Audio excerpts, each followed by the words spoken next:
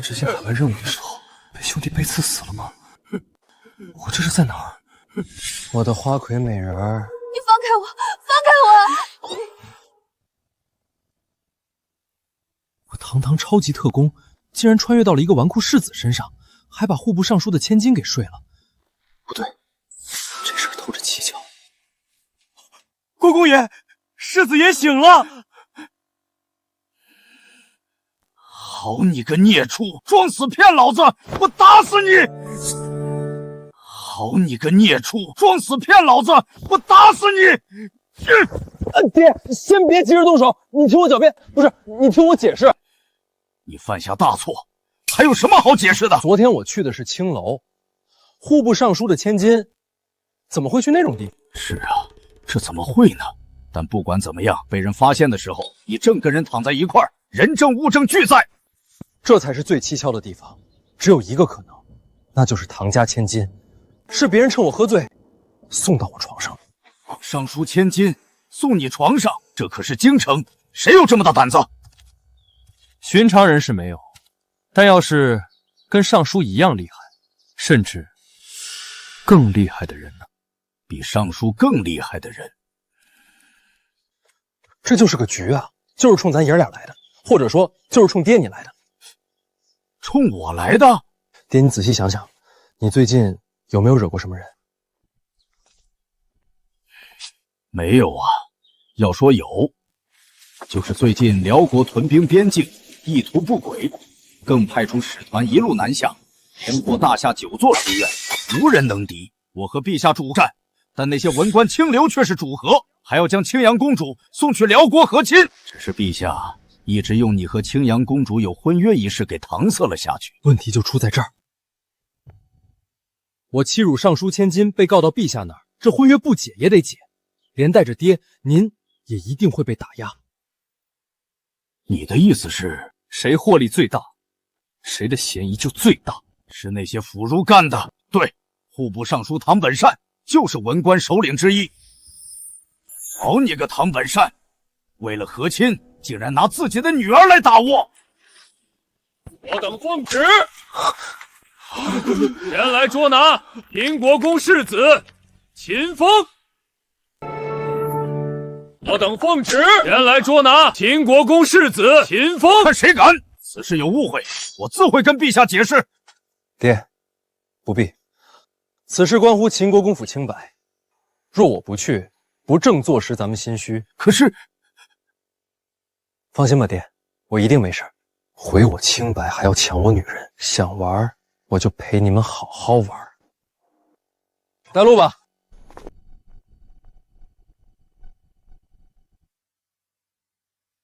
陛下，您可要为微臣做主啊！秦国公世子明知自己与公主有婚约，却仍强迫小女夜宿群玉楼，小女清白毁于一旦呀！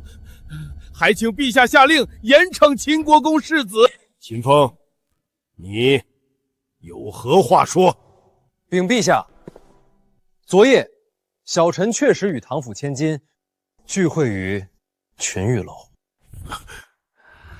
只不过事情却并非唐大人所说，小臣与唐姑娘所做乃是正事。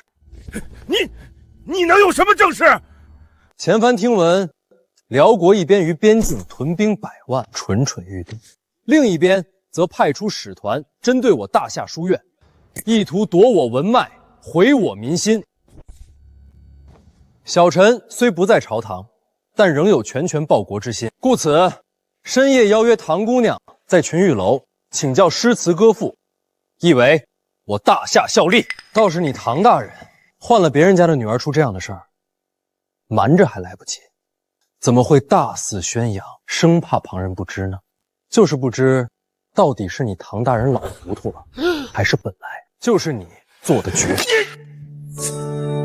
世子真是牙尖嘴利。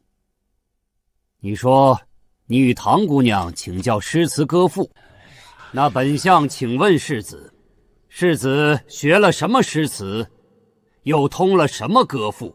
本世子学到的本事，只怕你们这些死读书的见都没见过。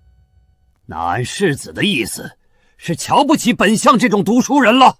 别误会，我不是瞧不起，我是说在座的各位都是垃圾。好，那不如让百官出几道题给世子，也让我们这些死读书的开开眼。本世子若怕你，脑袋割了送你。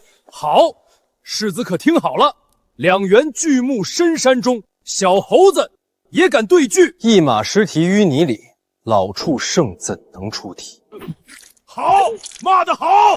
你敢骂我？小世子，穿冬衣，持夏扇，一部春秋曾读否？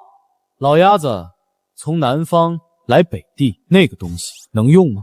你竟辱我！一嘴二舌扯三谎，不识四礼五义六德，竟敢吹七荤八素，十分无耻！十窍九通剩一个，凑得八颠七倒六魂，尚且五吹四擂，一等草包！哎呀，纨绔世子，昏昏聩聩，庸庸碌碌，时时浑浑噩噩，狂妄匹夫，疯疯癫癫，絮絮叨叨，处处唧唧歪歪。笔墨间，文不才，字不秀，小小狂徒，可笑可笑！暗夺钱，眼不识，心不明，区区腐屋，休狂休狂！我胸膛沟壑，尽显浑身侠气。你屁股溜溜，挂满一身大汗。来人呐，给唐尚书上大汗。你，唐尚书，你那女儿每天学的都是什么？就是这么教人的？我女儿可不会这个，是这小子瞎编的。我瞎编，我可是堂堂纨绔，胸无点墨。要不是有人指点，我能出口成章，舌战群儒吗？唐尚书不惜以女儿入局，也要提携后辈。多谢，多谢。看我干什么？他诽谤我，他诽谤我呀！够了，殿前事宜成何体统？世子有如此机智，那不如让世子带队应战这最后一局。放屁！辽国史坛何止是文斗，还有武斗。我儿文治之身，你让他去跟辽国武斗，想玩命就直说，老子怕你！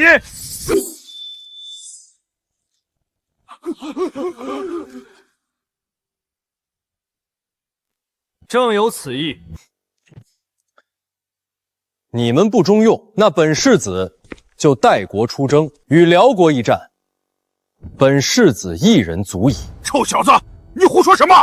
秦风，迎战辽国可是大事，你要输了，绝对饶不了你。秦风，姿势体大，容不得你胡闹。小臣绝非胡闹，此事深关大夏国运，小臣既愿为，也敢为，更能为。更何况，若是连自己的女人都保不住，那还算什么男人？这秦风身负纨绔之名，却是藏拙。若真能让他胜了，不光能保住青鱼，还能震慑百官，再无人敢言和。好，朕准了。多谢陛下恩准。不过小臣不光要斗，还要跟林相赌上一场。世子想赌什么？本相接着便是。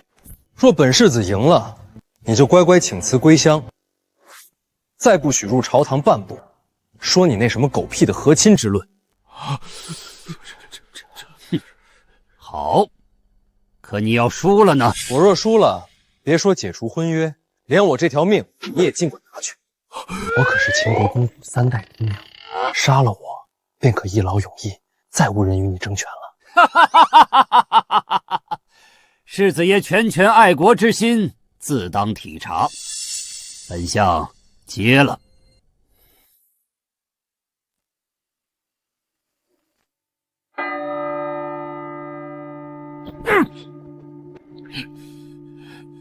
臭小子，你是不是疯了？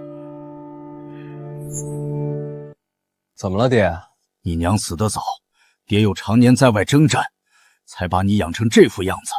爹心里有愧，所以你做什么都不愿管你。可你是3代独苗啊，你怎么能立于危墙之下呢？放心吧，爹，你没看见我舌战群儒，占尽上风，让那些老家伙是吐血的吐血，告假的告假，那可是给你出气，你得夸我。你自信什么呀你？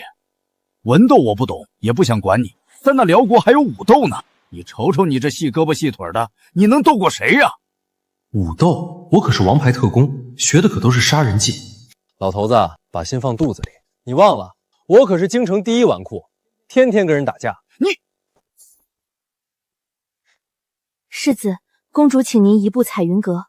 老头子，你儿媳妇叫我呢，走了啊，带路带路。你小子，哎，夫人，叫相公何事啊？夫人，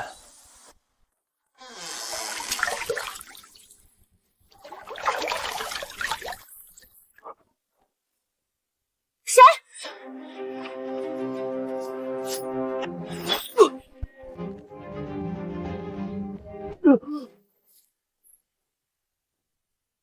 是你？你不许看！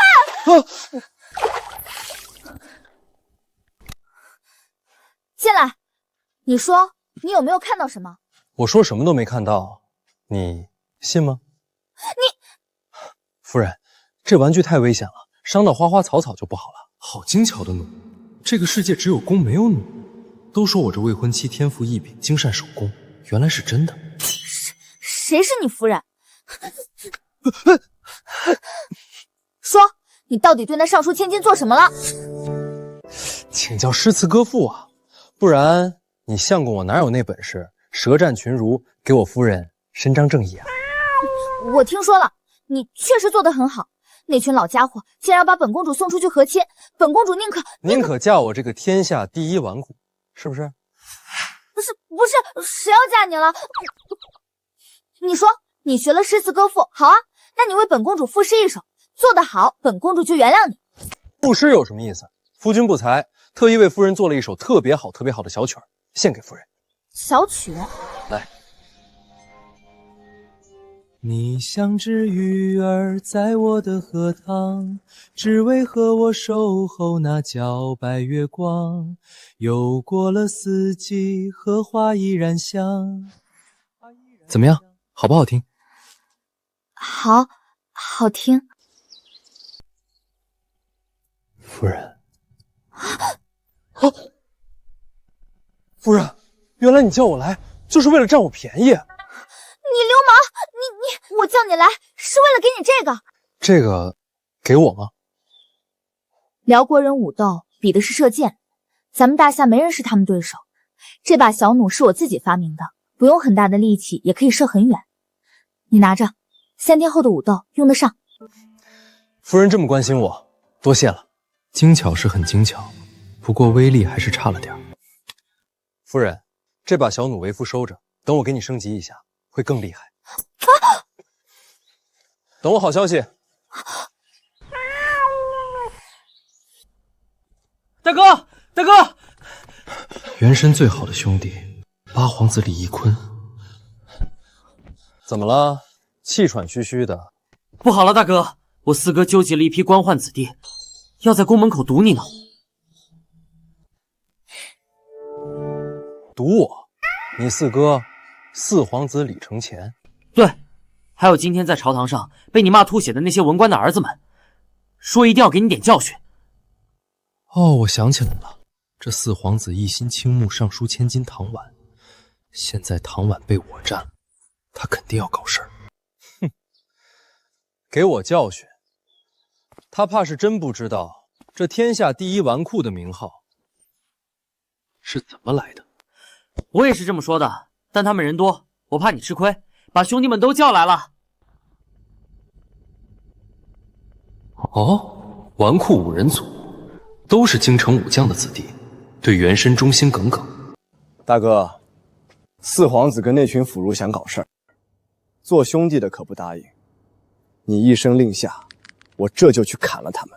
是啊，大哥，你在朝堂上可是给咱几个的老爷子狠狠出了口气，感动你，以为咱们纨绔五人组这名号是吹吹捧捧上来的。文官们支持的是四皇子，以老爹为首的武将支持的是八皇子，还有唐婉，这背后少不了这四皇子的影子。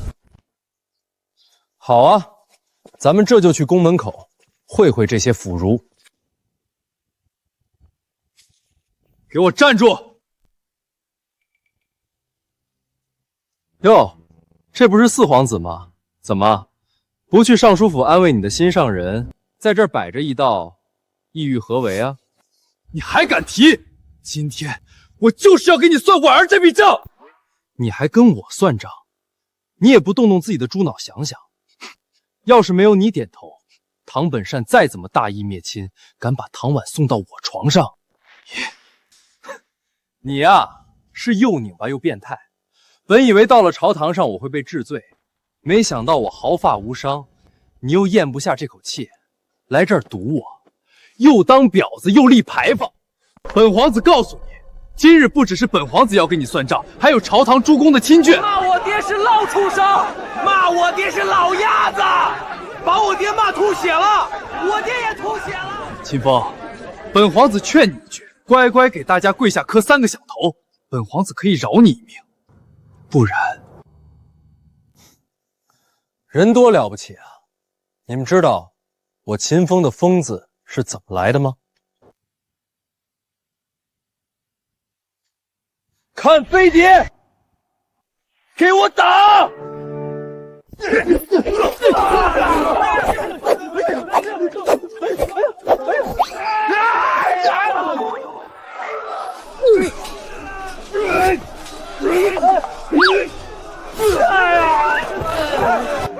哎，别打了，别打了！老大，还剩一个竖着的。你们别乱动啊！我可是四皇子，是未来太子，你们要动我，未来太子，当上再说吧。看，又有飞碟，记吃不记打，打皇子，打的就是皇子。愣着干嘛？来打！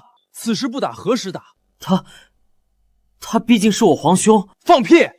你忘了他小时候怎么欺负你的了？忘了让你学狗叫睡狗窝了？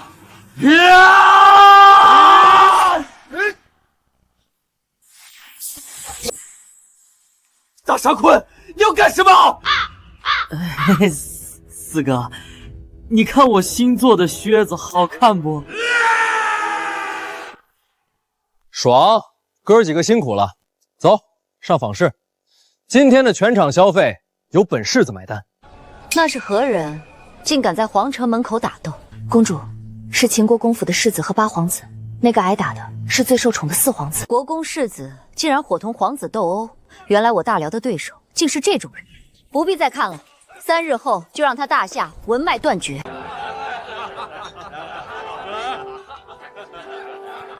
谁让你把女儿给他送去补课的？馊主意！哎呀，我这胳膊肘啊，我这拨了盖呀，都摔乌青啊，赔钱啊！你说，你是不是早就背叛到武将那边了？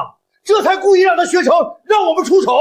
你们怎么能这么冤枉我？那可是我唯一的女儿，我女儿还在屋里寻死觅活呢，而且四皇子都点头了。林相，我冤枉啊！好了，不哭了。四皇子已经带着各位的亲眷们去教训秦风了，有四皇子在。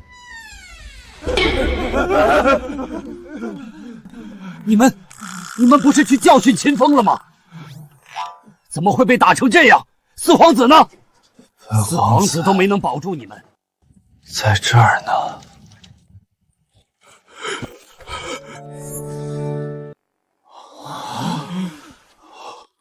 四殿下，谁把你打成这样的？除了秦风那个胆大包天的，还能有谁？不可能吧？他连皇子都敢打，这可是重罪呀！他带着老八一块打我呀！哎呀，我这胳膊肘啊，哎呀，我这拨了盖呀，都摔乌青啊！四殿下，这事儿绝不能就这么算了。你放心，微臣一定为你讨个公道。必须的，弄死他！给我弄死他！可是哪有机会给殿下报仇？辽国使团的比试不是射箭吗？我们如此这般。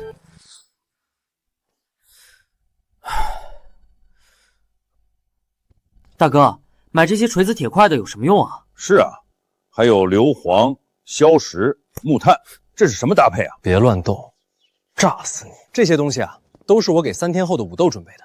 武斗？可是武斗比的是射箭啊！大哥，你不去练剑，搞这些干什么？这就是我要练的剑。好了，接下来就是付费观看环节了。出去，不许看！没听见啊？快出去！都走！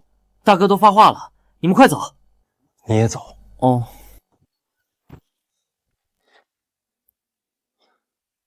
是时候让古人见识见识什么叫降维打击了。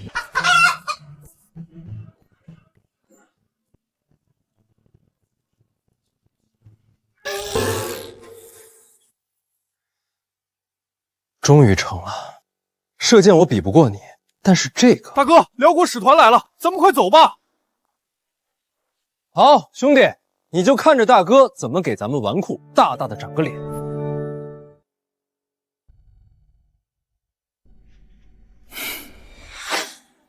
这混小子什么时候了还笑得出来？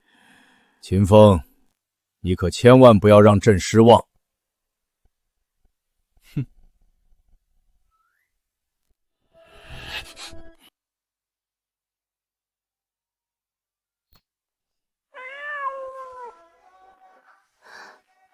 世子，大敌当前，还有心思纠结儿女情长，真是好气魄，好胆量，佩服佩服。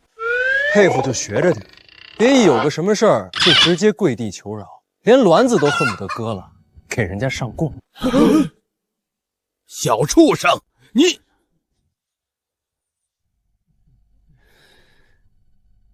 世子还是那般牙尖嘴利，只可惜你是秋后的蚂蚱，蹦跶不了2天了。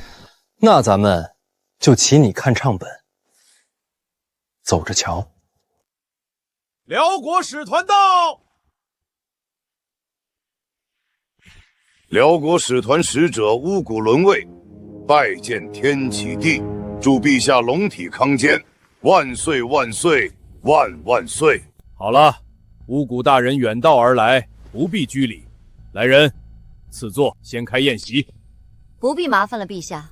我等这次前来，只为交流切磋，一切俗礼不如等切磋之后再谈。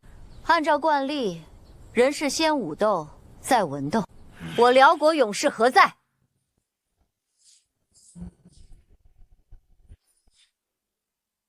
果然是他，辽国第一神射手完颜通，百步穿杨，弹无虚发，就连我也不是对手。听闻大夏人才济济，名将如云，不知迎战的是哪位将军？不用看了，无论文斗武斗，你的对手都是本世子。你秦国公世子，我知道你，号称京城第一纨绔，敢在皇城门口和皇子叫板，还能安然无恙地站在这儿。怎么，大夏无人了吗？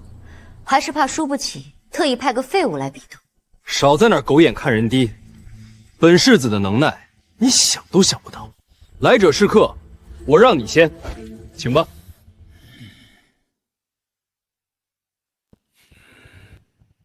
只是射箭，未免太无趣了些。这老狐狸又要耍什么花样？不知林相又有什么馊主意？射靶子看不出本事，都知世子胆色过人，还请世子头顶此果，战于箭靶处。放你妈个屁！你觉得无趣？你怎么不顶着苹果站呢？世子可是敢在朝堂辱骂百官，当街皇子，这份胆色，放眼大夏也无人能及。怎么打人骂人的时候有胆子，真要验一下你的胆色又怂了？还以为秦国公府的血脉就是如此生死无惧，现在看来也是草包一群，不如早点卸甲归田，不要贻笑大方，徒增笑柄。你这老东西竟然打的是这主意！我不过要他的官位，他竟要我的命。世子爷，请吧。前让我打四哥是我的主意，要说有胆色也是我。林相，你不要为难我大哥，要验胆色，就验本皇子的。来，射我。本皇子若是眨一下眼睛，就不是李家的主。老爸！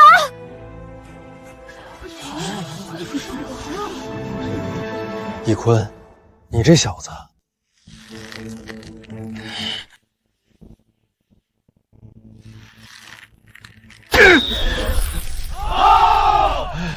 好，不愧是朕的儿子，好胆色。等比试后，朕当重重赏你。大哥，谁想为难你，就是跟我过不去。好兄弟，殿下是不是该我了？四殿下不必担心，比试输了，他一样要死。只不过我也不能只射靶子。四殿下，你的八弟都有如此胆色，想来你也不会差吧？什么？你胡闹！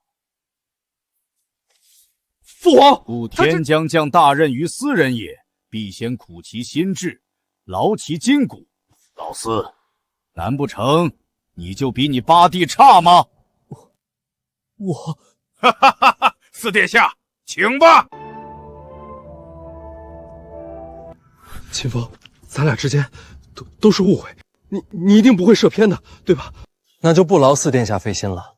有趣，世子，请吧。不必，我有我的节奏。看好了，这一箭会很帅。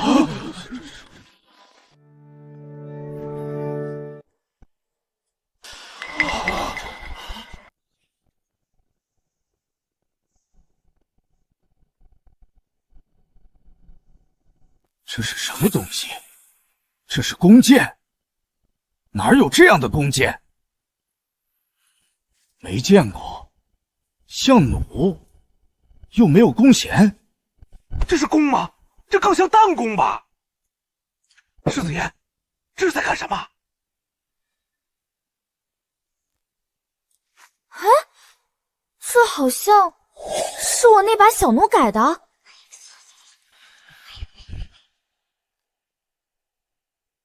原来世子爷所谓自己的节奏，就是这样一个奇形怪状的黑筒子。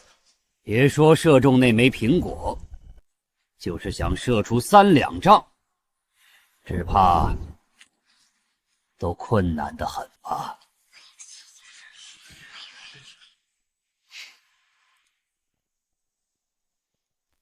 秦风，你之前装腔作势，还差点吓我。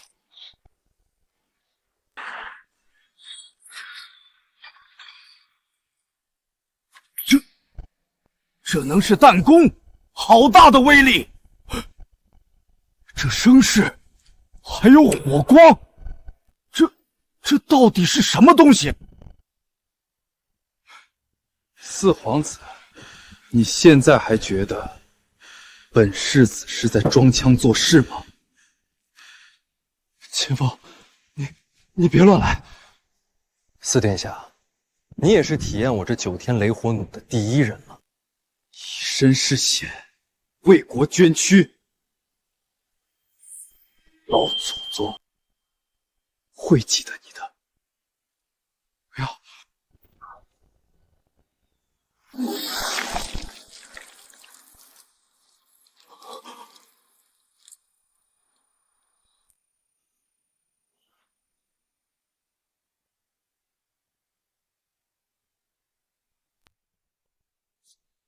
我没死。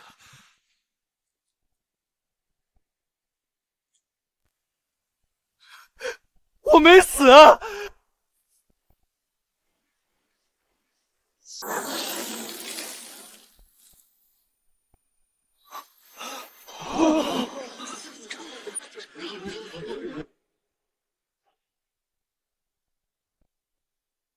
试问，是你的弓准，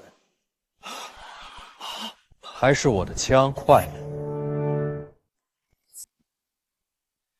世子剑法无双，完颜通自愧不如。九天雷火弩，好，好儿子干得漂亮！父皇，你看，秦风赢了，他赢了！九天雷火弩，这世上怎会有如此神妙之物？我没死，本皇子没死。哈哈哈哈哈哈！原来是尿啊！我就说，像你这样的对手，怎么会让本皇子流汗呢？父皇，四哥他吓尿了。废物！小臣幸不辱命，先下一城。秦风，你做得很好。老八，你也不错。至于你，好好反省。秦风，你那九天雷火弩能否借与朕一观？陛下说笑了，此物本就要进献给陛下，只是大敌当前，不得不借来一用。如今物归原主，还望陛下恕罪。好精巧，好火气！秦风，你当真愿意送朕？江山赠美人，宝剑送英雄。陛下，您就是小臣心中顶天立地的大英雄。哈哈哈哈哈！好，好一个英雄！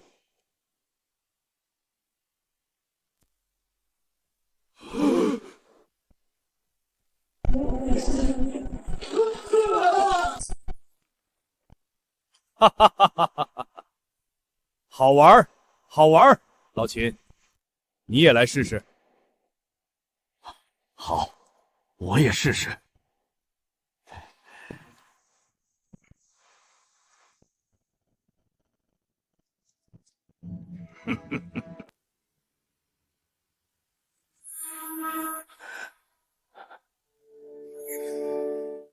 秦松林，不，秦帅，秦国公，咱俩只是政见不合，没有私仇啊。秦帅，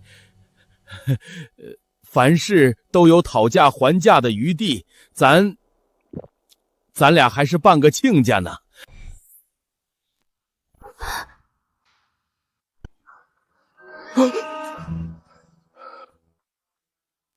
爹，没子弹了，回去我再给你做点儿。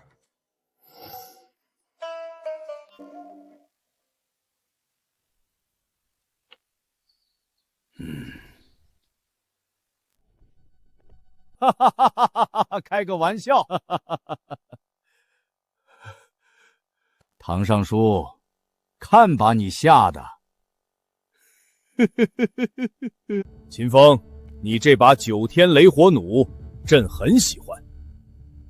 开个价，朕连上你刚才比试获胜的奖励，一起赐给你。陛下言重了，此物小臣不过是小小的加工了一下，要说这原型和灵感，还都来自于小臣的夫人。哦，陛下要赐，就赐予我夫人吧。秦风，你……好，朕知道你爱好手工，没想到竟能做出这样的好物。该赏，来人，赐青阳公主黄金1000两，珠宝5壶。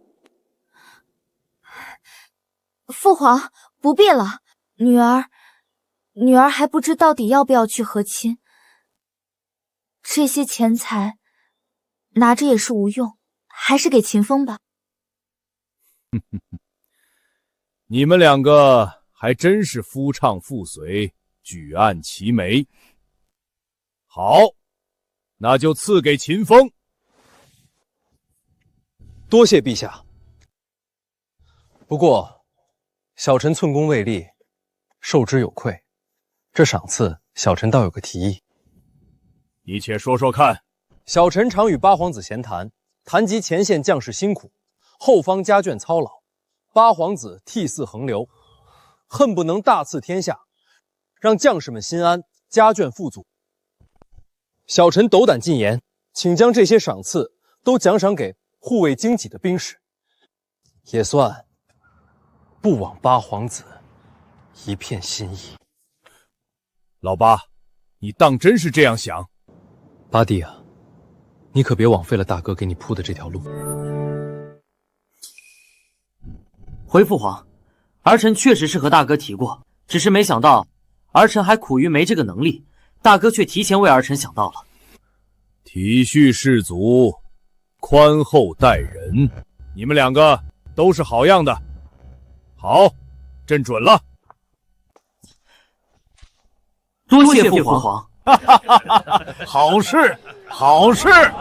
世子不要得意太早，你我3局2胜，可还有2局没比过呢。本世子已经胜了1局，按我意思，最多也就再比1局。世子侥幸胜过1局，倒也不必如此自信。接下来的2局，我不会再给世子任何机会。好啊，下一场是文斗，你尽管出题。本世子若接不住，任杀任剐。若只是比试，未免太无趣了。本公主想和世子加点彩头。好啊，有钱不赚王八蛋。不知道耶律公主想赌什么？我就赌陛下手里的那只9天雷火弩。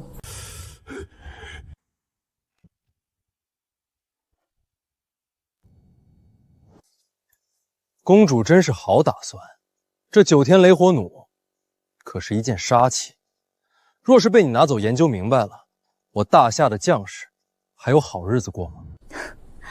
诚如唐尚书所言，凡事都有讨价还价的余地。我要那把弩，你要什么，尽管可以开价。我开价？好啊，这可是你说的。那我要半年前被你们辽国夺走的燕云5城。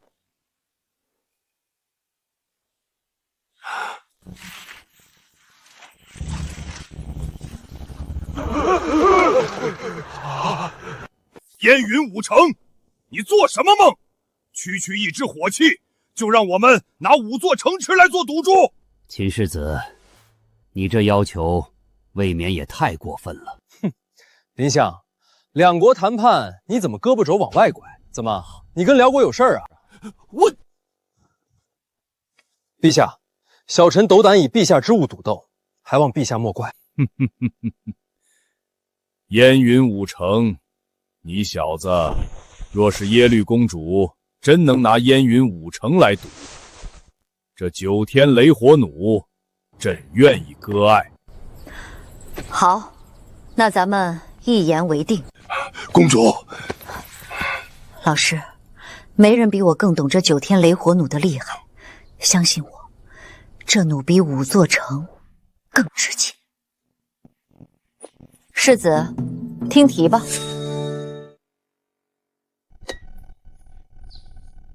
世子，我这道题很简单，这2个铁球，一个轻，一个重。我想请问世子，到底是哪个先落地，哪个后落地呢？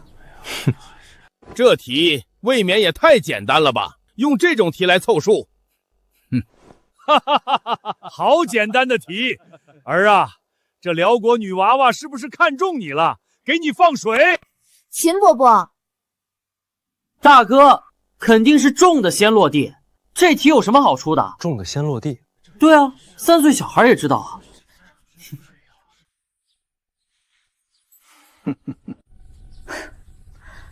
果真是一群草包。谁跟你们说是重的先落地了？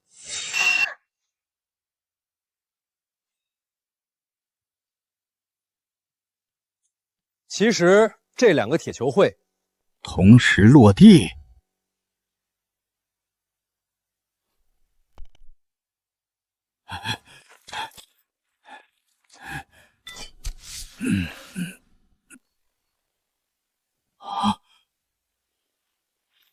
给我拿梯子来！不用了，爹。别说梯子，你就站在房头上，飞到月亮上，这2个铁球掉下来也是一起落地。胡说！若是铁球和羽毛一起落地，当然是铁球先落地。你倒也不蠢，不过这就是密度和阻力的问题了。这两个铁球密度一样，自然是同时落地，就好像堂上书和一头猪是同时落地，林相和一条狗也是同时。为什么？因为你们一样嘛。你，公主，他说的可对？他说对了。你为什么会知道这些？还有什么密度，什么阻力？你怎么会懂？本世子懂得多了。你有没有想过，这苹果从树上掉下来，为什么是往下坠，而不是往上飞呢？这大地的尽头到底又在何处？太阳为什么每天从东边升到西边落？还有，冬天为什么冷，夏天为什么热？你为什么是你娘生的，不是你爹生的？万物的起源是哪里？宇宙的边界又在何方？耶律公主，我看你是个好学的，这些知识我就不信你不想知道。本公主确实很想知道。禀陛下，小臣连胜2场，所幸不辱使命。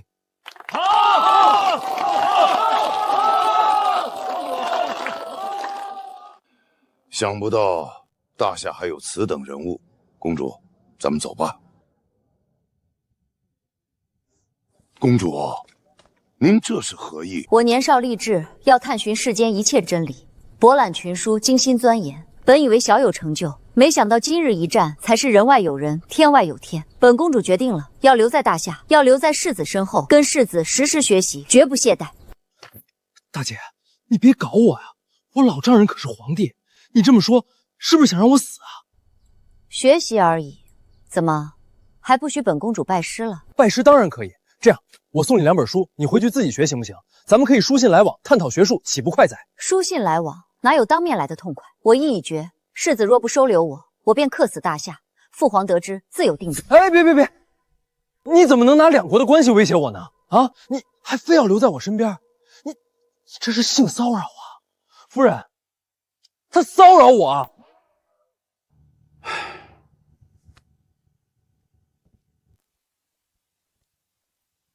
哎，别走啊！带上你公主啊！喂，随地扔垃圾没素质啊你！喂，别忘了我5座城池，5座啊！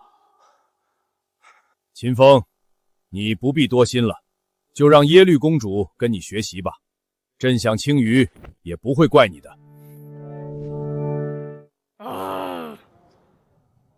造孽呀！来人，公主乃是贵客，带公主下去休息。耶律公主，请吧。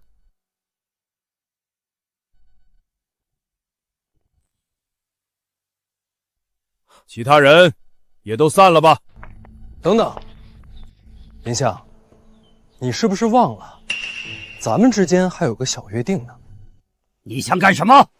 林相可是百官之首，若是说话当放屁，岂不是贻香大方？日后谁还服你？还请林相遵守约定，不要贪恋权位，解甲窥田。请陛下圣裁。陛下，老臣尚有余力，还想为大夏分忧，为陛下分忧啊！你是宰相，不说金口玉言，也要敢作敢为。不过秦风，林相毕竟是股东老臣，解甲归田未免太重了。那不如折个中，就让林相降官3级，如何？早就知道让他退休不现实，能卸下宰相之位已经是最好不过。多谢陛下秉公处置，林相，哦不，2、3、4名，4比1大，恭喜恭喜！老臣身体有恙，只怕近日不能上朝，还望陛下恩准。准。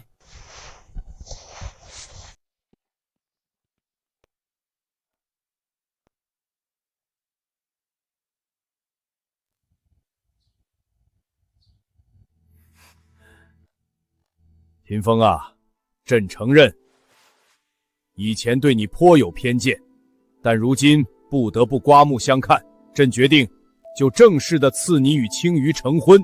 哈哈哈哈！从今往后，你便是大夏第1驸马。多谢陛下。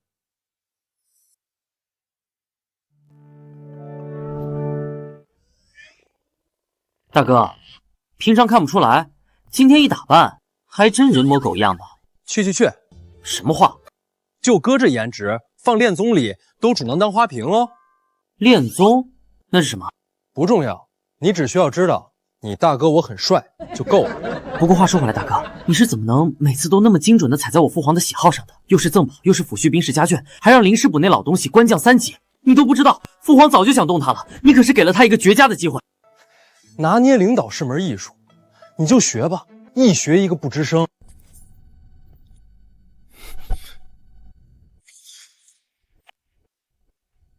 我说大姐，我结个婚，你打扮这么漂亮干嘛？不知道的还以为你结婚呢。叫我大姐，本公主很老吗？你不老，我这是尊重，对客人的尊重，好吧？外面就老多人议论，今天我结婚，你能不能消停点，回屋躺着，求求了，给我个面子。我跟你来是来学习的，但你一连几天都不理我，我只能觉得是我不够漂亮，所以打扮一下，有问题吗？不是你有毛，我这不是回来之后就忙婚礼吗？哪有空教你？等我忙完行不行？等我忙完，我一定告诉你苹果为什么不往天上飞，好不好？世子，送礼的官员已经来了一院子了，都等着您接见呢。来人了，你躲躲啊！拜托。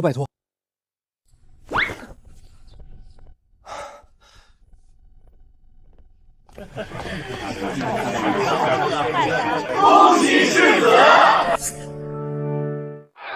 让让。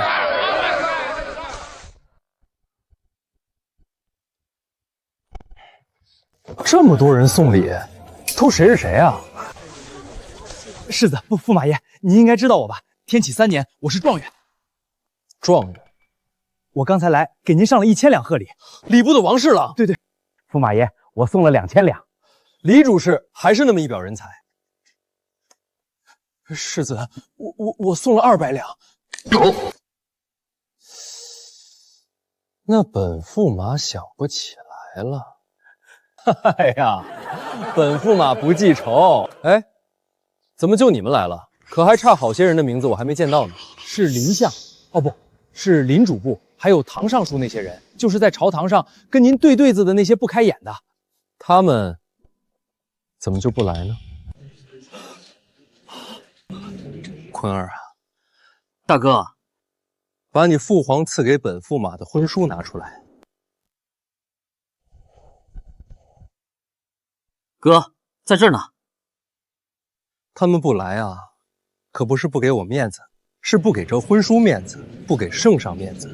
坤儿，大哥，你吩咐。趁你还没当皇上，哥再教你一次，你去把这婚书挂在秦国公府的牌匾上。我倒要看看林主簿这些人到底是有多大的胆子。四殿下，今天可是秦风跟青阳公主大喜的日子，文武百官都去朝贺，我们几个不去是不？去，你去。是看秦风讨了父皇的欢心，又当了驸马，风头正盛，你想改换门庭，投奔秦风了是吧？四殿下，微臣跟了您10几年，忠心耿耿，绝无此意啊！你还没此意？你跟秦松林都论上半个亲家，你他妈是最墙头草的。八皇子也去了，后宫诸妃也都送去贺礼。四殿下，我们不去，怕是会惹人非议。谁他妈爱去谁去？怎么真以为他小胜一招就得势了？他就是个小小的驸马，本皇子可是未来储君，未来的皇……反正本皇子不怕他。四殿下，不好了，不好了！什么事儿？慌慌张张的。秦风他把陛下赐的婚书挂在大门上了。什么？孙叔叔，您怎么还亲自来了？我倒是军务缠身不想来，让泽儿这小子来就算了，可你小子竟然把陛下的婚书挂在牌匾上，那就算松林大哥许我不来，我敢不来吗？醉翁之意不在酒，误伤，误伤。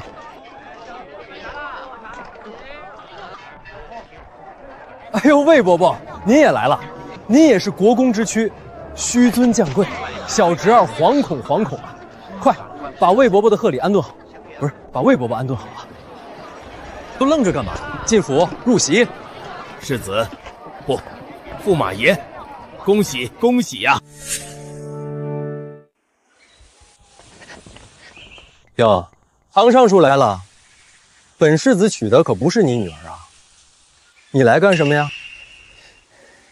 当然是给驸马贺喜呀。我那小女啊，又丑又笨，怎能配得上驸马呢？哎，说笑说笑。是啊，你那女儿又丑又笨，只能配四皇子这种废物。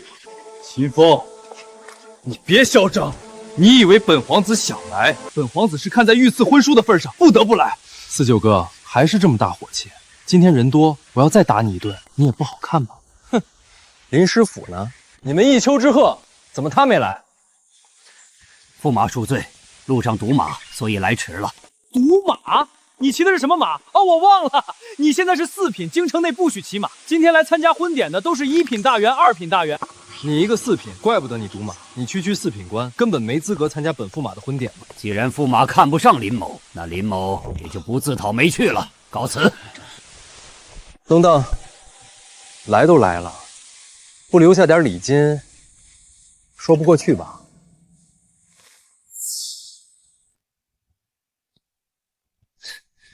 ？100两，林主簿。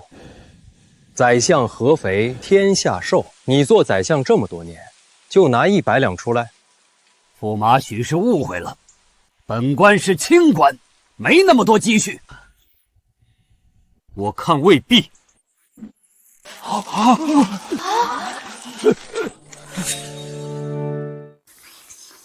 哇，林主簿只是出个门，就带这么多银票，这清廉之名从哪个垃圾堆捡的？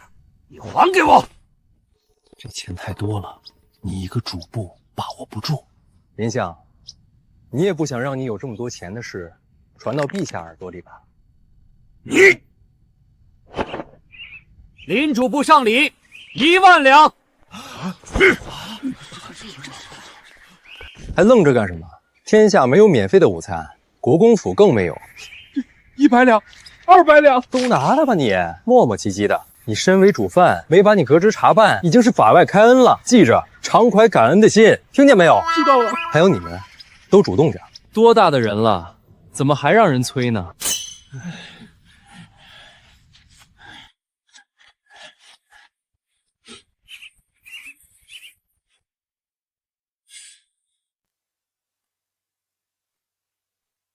见面分1半，拿去泡妞。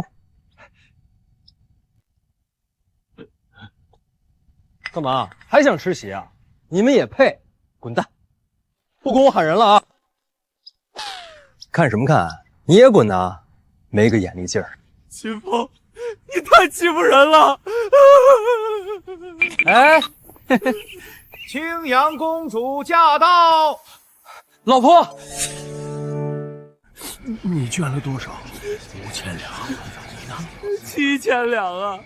那是我娶32房姨太太的钱啊！我4000两，我也4000两。好了，我捐了1万两，说什么了？这秦风欺人太甚，欺人太甚！本皇子要宰了他，宰了他！四殿下，稍安勿躁。他如今风头正盛，更成了驸马，还有8皇子支持，身后更有一众武夫撑腰。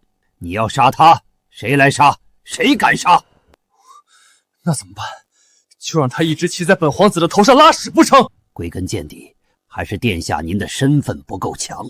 试想，如果您真成了太子，做了储君，他秦风再怎么样，不还是要被您踩在脚下？储君？可是父皇一直在犹豫。本皇子虽说受宠，却也不是亲弟，老八根基虽薄，也有秦肃林那些老家伙挺他，难办。您是陛下长子，自古立长不立幼，事不宜迟，趁着边境安稳，陛下宽心，微臣等人立刻向陛下谏言，立4殿下为储君。好，就这么办。娘子，干嘛这么叫人家？多不好意思。今天跟相公大婚，百官朝贺，开不开心？开心，开心就好。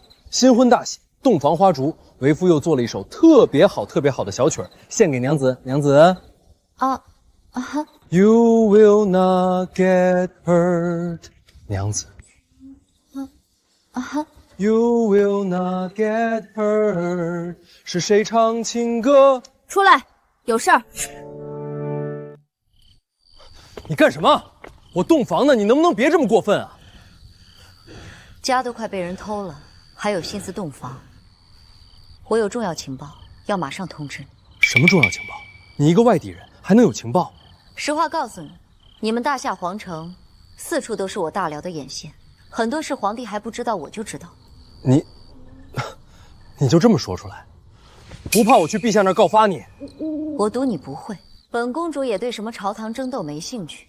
你想要情报，拿东西来换。一手交钱，一手交货。林师府那群人准备携百官大事向皇帝进言，立李承乾为储君。你不早做打算，小心秋后算账。李承乾要立储君，你要是当了太子，本世子不是大祸临头，绝对不行！来人！夫君，我在。不是叫你啊，娘子，你歇着。来人，备马，去八皇子府邸。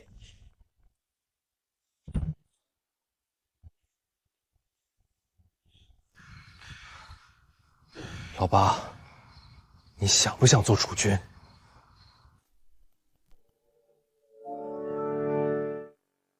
众位爱卿，那今日就先退朝吧。陛下，臣有本启奏。林相，林属部，有何事啊？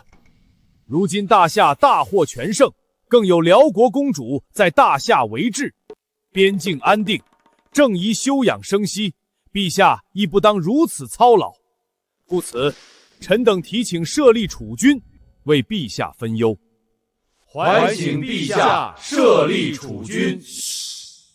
那众位爱卿以为，朕立谁为储君较好啊？禀陛下，四皇子承乾克己复礼，宽厚爱人，聪明睿智，更是体恤民心，忧国忧民。吾等百官共推四皇子为储君，还请陛下定夺。臣有百官联名奏折，恳请陛下圣裁。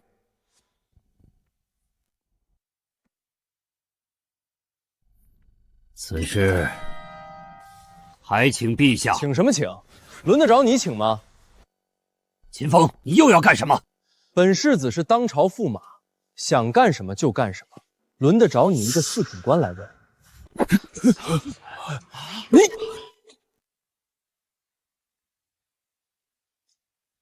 小臣见过陛下。哦不，小婿见过岳父大人。见过父皇。父皇，我也来了。秦风，殿前事宜，成何体统？还不跪下谢罪！昨天的礼金，唐尚书可是给本驸马上了8000两，可唐尚书的俸禄不过800两，看来唐尚书生财有道啊。好了，秦风，你这么着急上殿，有何要事啊？回禀陛下，臣等认为，这储君四皇子做得，八皇子也做得。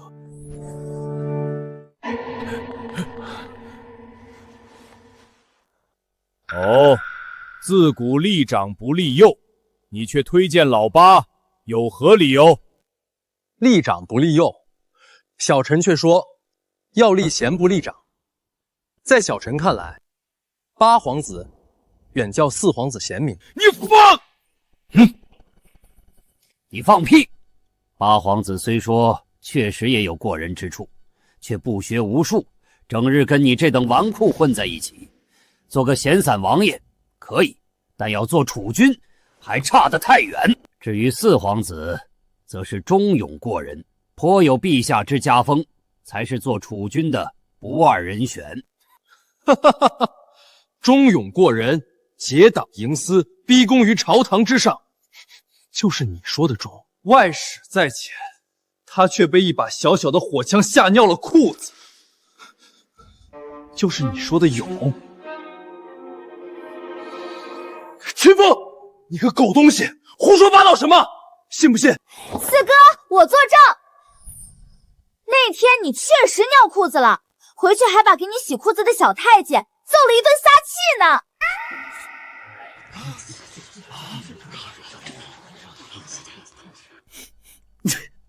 是啊，四哥，你路过我的时候，我都闻见味儿了。你们都说胸有惊雷而面如平湖者，可拜上将军。四皇子连这点阵势都扛不住，又如何担当得起家国大任，为陛下分忧啊？我大夏泱泱大国，作战九州，传5000年之灵秀，奋上百代之神翁。为君王者，自当不纳贡，不和亲，不割地。天子守国门，君王死社稷。若无大勇气、大智慧，如何扛得起这家国天下？而八皇子正是和陛下您一样，有大勇气、大智慧之人。只有让八皇子即位，才能让大夏千秋万代，国祚延绵。这小子什么时候这么会拍马屁？好你个秦风，大勇气大智慧，说得好！陛下莫听他胡说八道。我胡说八道？怎么，林主簿是要说我说陛下有大勇气大智慧是胡说八道？你休要巧言令色！我是说，你说八皇子有大勇气，我且认了；你说他有大智慧，却是信口雌黄。我八弟看上去是没那么机灵，但这就是大智若愚。而你们以忧心社稷之名行逼宫窃国之实，才是真的大奸四忠。儿子说得好，陛下，臣等也愿保举八皇子。臣等愿保举八皇子。你们一群武夫，也敢妄议朝政？可要没我们这些武夫，你可上朝的机会都没有。八皇子勾结武将，尾大不掉，还请陛下早下决断，立四皇子为储君。请陛下早下决断，立四皇子为储君。这，秦风，你3番5次坏本皇子好事，等本皇子即位之日，就是你秦国公府覆灭之时。就凭你，还不够格。好了，既然众位爱卿各执一词，言之也都有理，朕一时也下不了决断。不如这样，现在朝中有2件大事，老四和老八各选一件，谁完成的好，谁便是储君。这第一就是到边境和辽国使团谈判，拿回赌斗赢得的燕云5城。这第二就是最近最让朕头疼的幽州水灾的赈灾事宜。你们2个选吧。大哥，这2件事，我们选哪个？燕云5城，幽州赈灾，无妨，让他先选。不管是哪个，大哥我都有把握。林相，哪件事简单一些？幽州水灾已经半月之久，远离京师，交通不便，更被水灾和马匪阻绝道路，钱拨不出，粮进不去，是块难啃的骨头。而至于收回燕云5城，此事既有赌约，又有辽国公主为质，自当顺利。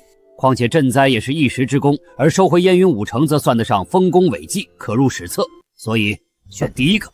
好，父皇，儿臣不才，愿担起收回燕云5城之重任，哪怕路途艰险，危机横生，也绝不推辞。至于赈灾这等小事，就交给八弟处理吧。八弟，四哥心疼你，你可要领情啊！哈哈哈哈！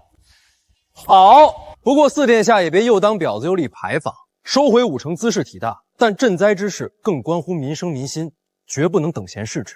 这个情老八领不了，但这件事我们一定做成。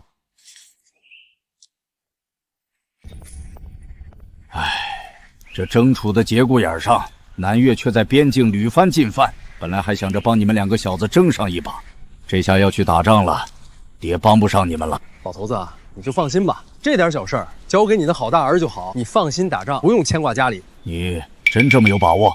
我就一个要求，你必须活着回来。好，那我就不管了，让你们年轻人自己去闯荡。大哥，你说我真要和四哥争吗？我不是那块料啊！哎呦，皇位之争不进则退，以你和李承乾的关系，他做了皇上，有你好日子过。到时候你就是阿奇娜，就是赛斯黑。沙琪玛赛什么黑？不是沙琪玛，是阿奇娜赛斯黑。当女真族9子夺嫡，4阿哥成功上位，便将与其争位的8阿哥、9阿哥圈禁起来，一个叫阿奇娜，一个叫赛斯黑，意思是猪狗不如的畜生。想不到耶律公主礼数精通，文史也是博学，不错，皇位之争向来如此。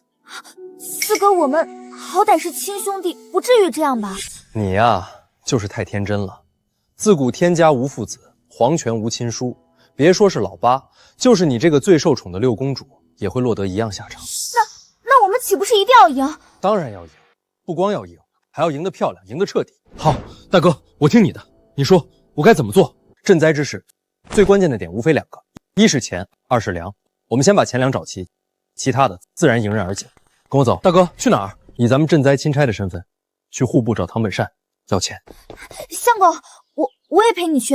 这是男人的事儿，你就别去了。我有更重要的任务交给你。什么任务？这个东西你可得尽快把它做出来。什么东西这么神神秘秘的？等会儿你就知道了。走了。干嘛去？抢钱去。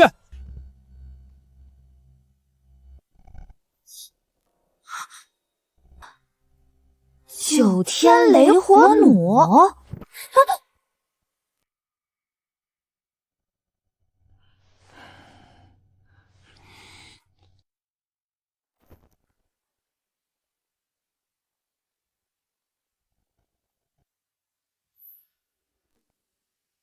唐本善，给钱。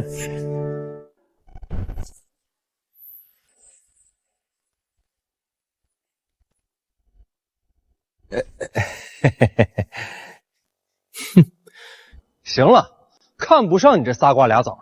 八殿下、驸马爷，来下官这小小的户部有何贵干啊？装他妈什么傻？要去赈灾了，给钱。赈灾？哎呀，驸马爷，不是下官不给，实在是国库空虚，地主家也没余粮呀。去你妈的！少给老子在这打马虎眼！我不管李承宪和林师傅怎么跟你说的，赈灾需要300万两，拿出来！驸马爷呀，您就是逼下官也没用啊，确实没钱啊！你真以为老子不敢动你是吧？你看清楚，上方宝剑，上斩贪官，下斩罪民。我就是在这户部宰了你，也是为皇上办事。驸马爷、八殿下，这都是4殿下交代的，您为难下官也没用啊！为难你没用，那我就把尚书府给抄了，把你闺女卖到教坊司换钱，看能不能凑出300万两。别，驸马爷，我给，但是整个户部能拿出来的就100万两啊！快拿上来！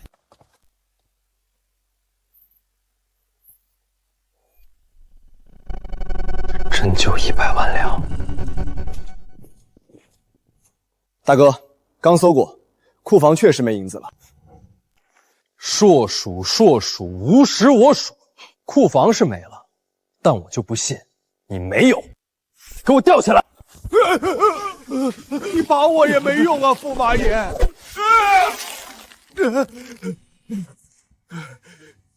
有话好商量啊。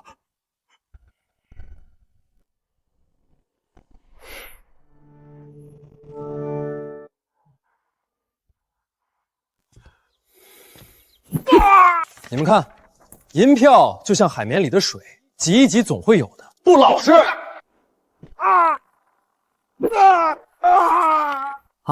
3、4、5，大哥，一共50万两。50万两？别人官府里缝棉花，你缝银票是吧？看来昨天本驸马大婚对你还是克制了。真没了，别打了，没了。这次是真没了，放了他。告诉李承乾，少跟老子搞小动作。本驸马现在是钦差，他敢拦着我赈灾，我就用虎头铡把他脑袋给铡了。走。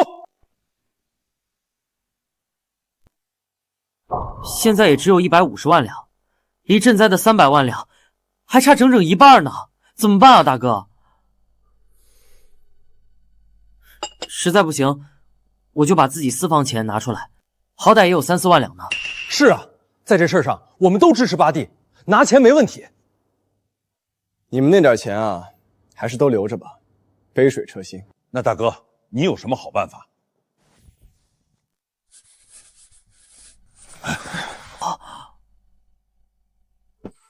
福利彩票，这是什么？一个人的力量总是有限的，要赈灾，就要发动群众的力量。3日后，我会在京城最显眼的地方准备一场盛大的抽奖。抽奖？我知道了，大哥，你是想让京城的百姓们都来抽奖筹钱，用这份钱作为赈灾的经费。哈哈哈。我就说老八，你是大智若愚。没错，就是要抽奖。京城可是有100万人口，一人拿2两银子来参与，钱不就筹够了？妙啊！不过这奖品咱们准备什么？放心，我准备的奖品保准让所有人欲罢不能。来人！世子。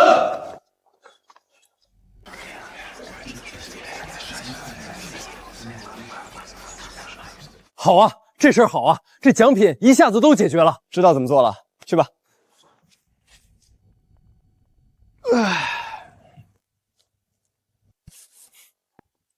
大哥，你这是画啥呢？我画的是关二爷千里走单骑。这是啥呀，大哥？怎么这么怪啊？这是我准备的压轴大奖。快快快！秦国公世子办了彩票大会，所有人都能参与抽奖的。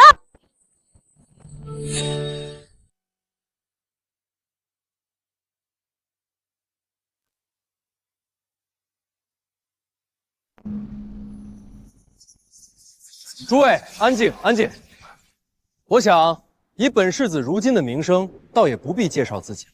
将大家聚到这里，只有一个目的，那就是鼓励大家以小博大，用低廉的成本博取最多的收益。所有人都可以参与，1两银子参与一次，所有人都有机会中奖。世子，那咱们的抽奖的奖品是啥呀？别急，咱们这次抽奖可分好多轮呢，一次没中不要急，后续有的是机会。至于奖品嘛，一定让大家满意。至于这次的收益呢，本世子分文不取。全部用来给幽州的百姓赈灾。各位不光有机会抽到大奖，还能积德行善，给子子孙孙积累福报，还望大家踊跃参与。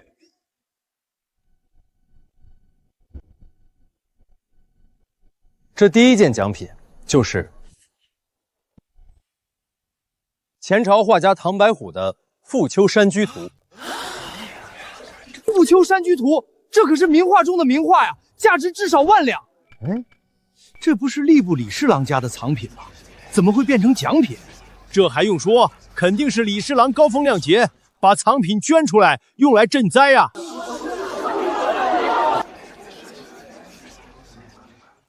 大家若是对这幅画感兴趣，就开始吧。每人每次只需1两银子。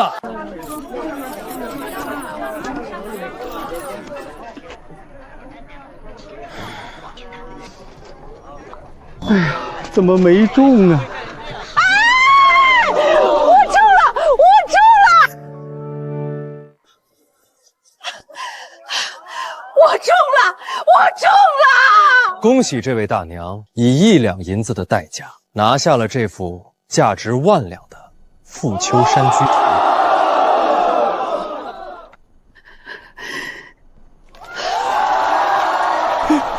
那是我的画啊，怎么就没中呢？李侍郎，你也来参加抽奖啊？你也来看本官的笑话是不是？等等，刘御史，你的眼睛怎么也……我家也被秦风给抄了，上面有2件藏品，就是我的。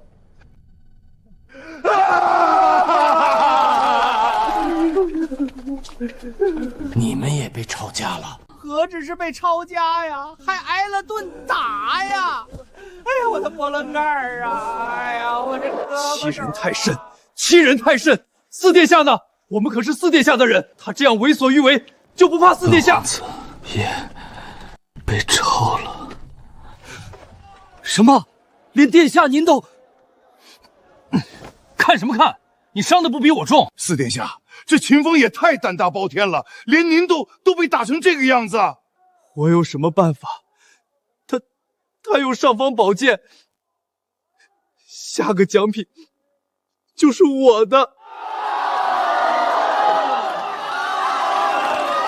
接下来就是第2轮抽奖，是咱们伟大的四殿下亲自赞助的原清华瓷瓶。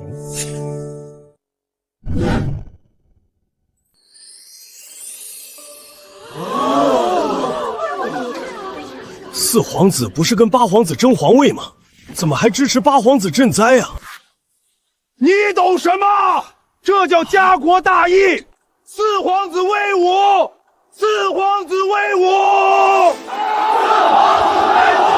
四皇子威武！四皇子威武！今天，四皇子也来到了咱们的现场，大家欢迎四皇子。真的是他？他怎么会在这儿啊？不知道。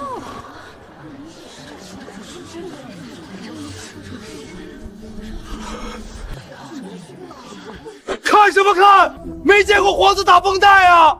没见过皇子坐轮椅啊！太欺负人了！感谢四皇子老铁送来的大瓷瓶。第2轮抽奖开始。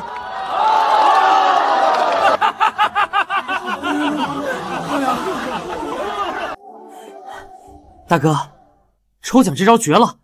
现在咱们的银两就差20万了，再来1轮就够了。钱是最好解决的，但是粮食可就不是那么简单了。不过你放心，你大哥我早就有锦囊妙计。这才3天，就让他真的筹够了银两。秦风啊，秦风，你真是本皇子的心腹大患。殿下莫急，钱好解决，但粮食可不是那么容易解决的。幽州水患，3路不通，只有从青州往幽州调粮一途可走。可青州是晋王的封地，晋王生性冷漠，唯好木工手工，绝不会插手此事。没粮，他一样完蛋。好，那本皇子就等着看他的笑。感谢各位的踊跃参与，现在抽奖还剩最后1轮。至于奖品，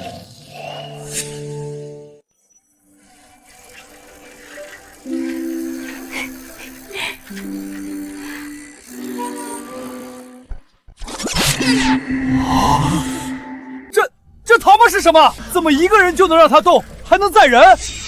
不知道这是什么鬼东西，又是秦风做出来的。大哥，大哥，你给的压轴奖品就是这自行车。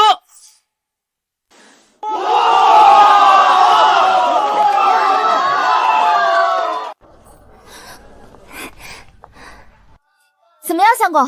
我骑得稳不稳？稳。等着，为夫抽空再给你设计一辆摩托车，包你绝对爱上风驰电掣的感觉。摩托车？辛苦公主了，造枪的空档还帮我把这自行车给做了出来。没什么，这可比9天雷火弩简单多了。不过，本公主还真是好奇，你怎么知道这样设计？2个轮子可以保持平衡，你那本书里可没写。你就学吧，一学一个不吱声。谢了，各位，这最后1轮的奖品就是眼下的这辆自行车，不需要人扛马拉，只要2脚一蹬，这车自然就会动，还能承载重物，方便至极。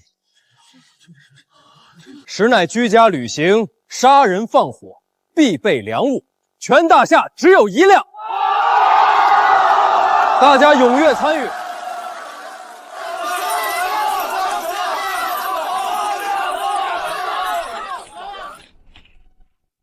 这秦国公世子还真是能折腾。哼，回去禀报王爷。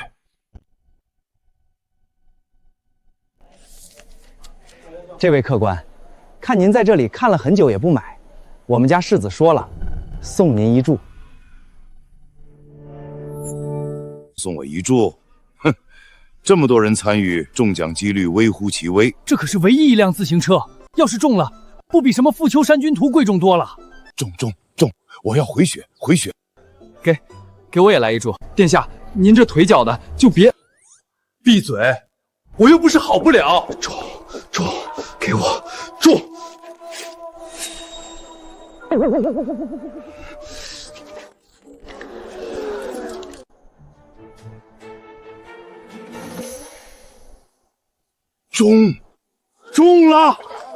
中了！这位客官中了！恭喜这位客官，不知客官家住哪里？稍后本世子亲自将车送到客官府上。这不是晋王府的管家，怎么这么多人，就他中了？会有这么巧的事？多谢世子，鄙人乃晋王府的管家，这辆自行车当送与王爷。哦，王爷不愧是天皇贵胄，龙脉加持，这运气果真不一般。还烦请禀告王爷，稍待片刻，本世子登门赠礼。各位没中的也不要灰心，今后这彩票每月发售一次，奖品不必担心，一定给大家惊喜。不是吧，还来？至于这自行车，3月之内也将会正式发售，只要有实力都可以购买。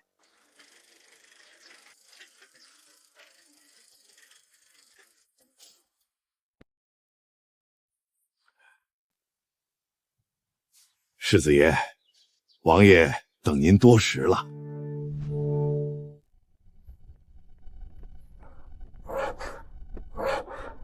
管家，务必省账。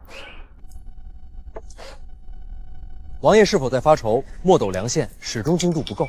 你就是秦国公世子？秦国公府世子秦风拜见王爷。都说你精干手工，满腹巧思，今日竟能看出本王在愁什么，果真名不虚传。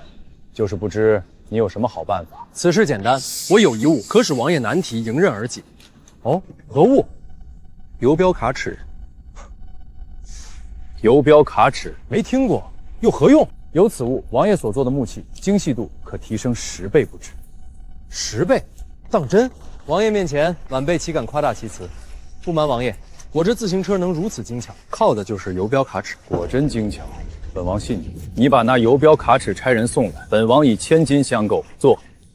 王爷，咱们之间就不必说什么买不买了，也不是什么稀奇东西，送与王爷便是。本王始终不信，我那管家真有那么好的运气，能做那万中无一的中奖之人。王爷慧眼如炬，晚辈这点小心思，怎么能瞒得过王爷？少跟本王油嘴滑舌，有何来意，大可直说。王爷虽说深居简出，但当也听过幽州水灾之事。幽州就在青州边上，想没听过都难。幽州水患四起，交通断绝，想要赈灾调粮，唯有从青州借粮一途。晚辈斗胆，恳请王爷开仓放粮，将粮食运往幽州，为幽州百姓搏一条生路。凭什么？幽州又不是本王的封地，本王为何要管？无论幽州、青州，都是大夏子民。王爷，晚辈不白请，愿出100万两白银向王爷购买。你看本王像是缺钱的样子吗？哼，别以为本王远离朝堂就不知道你们争储一事。你要赈灾，无非是给翊坤那小子上位做筹码。本王是个闲散王爷，不贪权不爱权，更不想卷入你们的争斗。若是为此事，就请回吧。王爷，可有的时候，你不想争，却有人逼着你争。本王志不在此，无论你们谁上位，都找不到本王的麻烦。王爷此话不错，但缺少考虑了一点。哦，王倒要听听你有何高见。本王到底少考虑了什么？人性。4殿下和8殿下都是您的晚辈，他们什么秉性您最清楚不过。翊坤跟我从小一起长大，是个憨人，至纯至真，大智若愚。若是他上位，王爷自然不会有任何影响。此话倒是不错。但4殿下可就不同了，他自小受宠，从来以储君自居，眼高于顶，嚣张跋扈，且心胸狭隘，贪财恋权。您想想，您以为自己是中立，但在他心里，不支持他的人就是背叛，忠诚不绝对就是绝对不忠诚。若他上位，岂有不记恨王爷的道理？不错，这小子还真有可能这么干。翊坤承袭当今陛下之忠厚，王爷一日是皇叔，一生便是皇叔。王爷，您是手工大家，一颗心七窍玲珑，又岂会看不清其中利弊，让自己身处危墙之下呢？你说的不错，本王不是不知，只是心存侥幸，觉得自己只要与世无争，便无人能妨碍本王追寻手工大道。如今被你一说，倒是本王考虑的浅了。所以晚辈恳请王爷为幽州开仓放粮，支持8殿下立储。你是要和本王做交易？晚辈定会给王爷一个无法拒绝的条件，就算不为天下苍生，也要为自己多多着想。凭什么？就凭着自行车？此物虽然精巧，却还不够。自行车只是拜访王爷的敲门砖，若只有这个，倒显得晚辈太没诚意了。我的条件是这个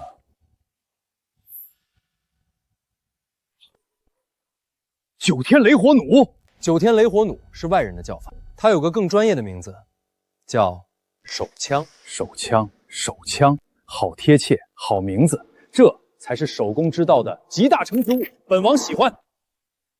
哈哈哈哈哈！世子好胆色。不过此物不是被你进献给皇兄了吗？怎么还有一把？此物只要有设计图和原料，有多少就能做多少。这把是佳期青阳公主和辽国耶律公主按照晚辈的设计图所打造。你竟然将本王的名讳刻于其上，如此神兵利器，自然要配上王爷的威名。此枪独一无二，无论走到哪儿，天下人皆知这是王爷的手笔。王爷，晚辈的诚意如何？好一个无法拒绝的条件！幽州粮仓，本王开了，这笔买卖成交。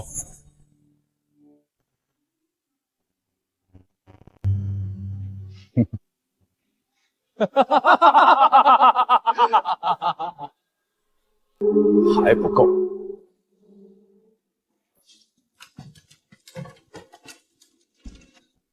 你们啊你们，本皇子要你们是干什么吃的？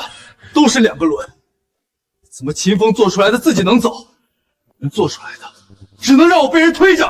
这也不是我们做的。你们怎么做不出来？你们怎么就想不出来抽钱？怎么就让秦风出尽风头？还抽奖呢？跟错了人，连家都被抄了。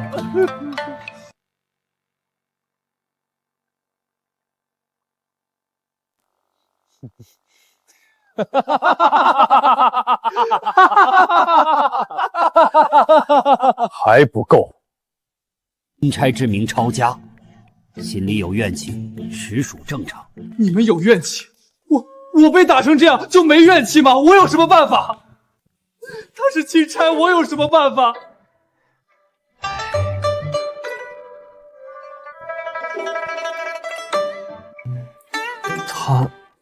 他还骑着那自行车招摇过市，给晋王爷送去了。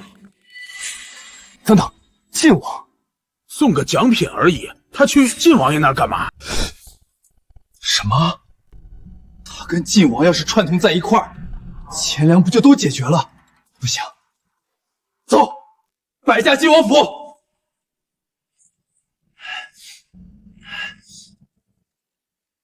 推着呀！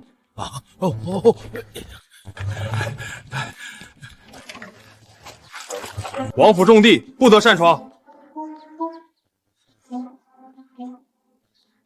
你敢拦我？你眼睛瞎了？不认识我？认不出来？睁大你狗眼瞅瞅，本皇子是4皇子李承乾。哦，是4皇子。知道是本皇子还不让开？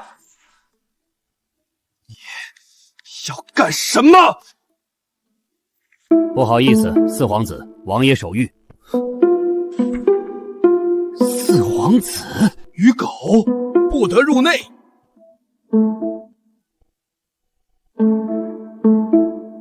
秦风，老子跟你势不两立，滚开！皇叔，你千万别被秦风的杂志给蒙蔽了呀！我才是你亲侄子呀！滚！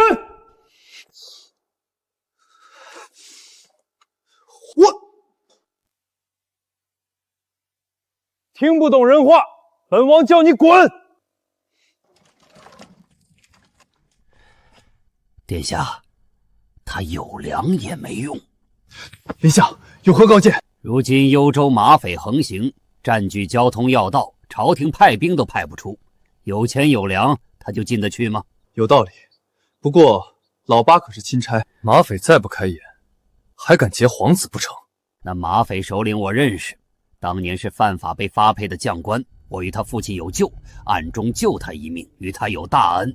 只要我修书一封，事情一成，给他恢复名分，他到底该如何选？难道心里没数吗？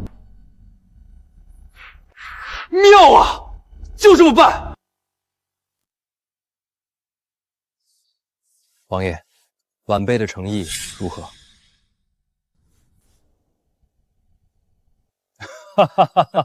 王爷若觉得价码不够，大可以加价。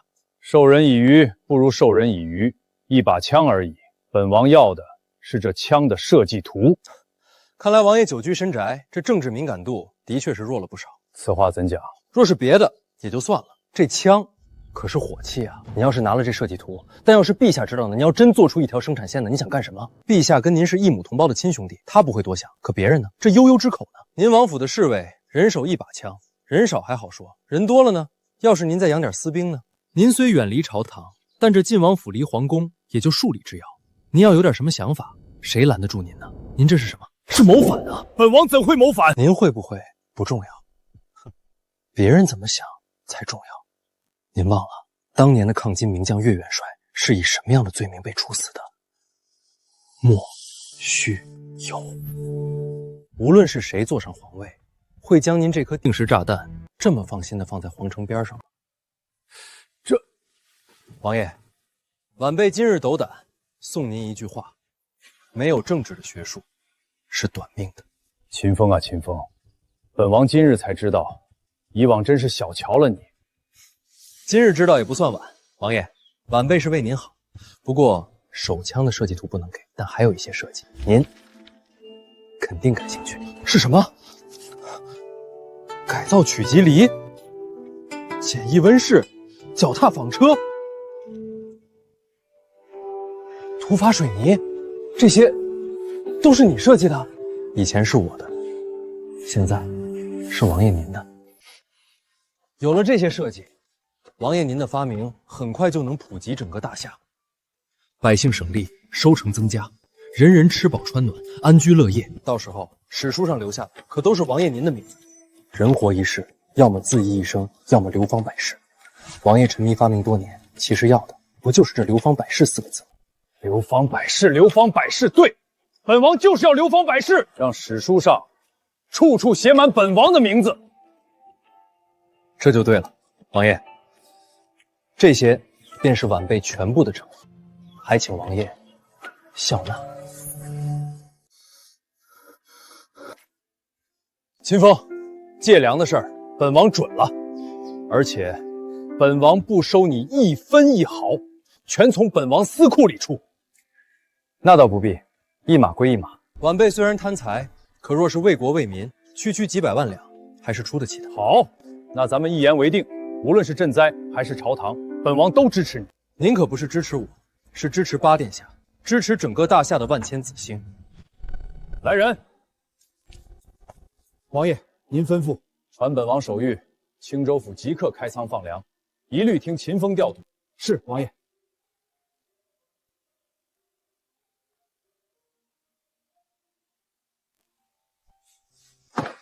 哎，大哥，大哥！老八，不是大哥说你，以后你可是一国之主，万人之上，一定要跟大哥一样稳重一些，听到没有？笑什么？没什么，听到好笑的事。知道了，大哥。晋王答应开仓放粮了。真的？那岂不是钱也解决了，粮也解决了？相公，你好厉害！哼，没什么，都在为夫的计算之中。大哥，你是怎么说服我皇叔那个老顽固的？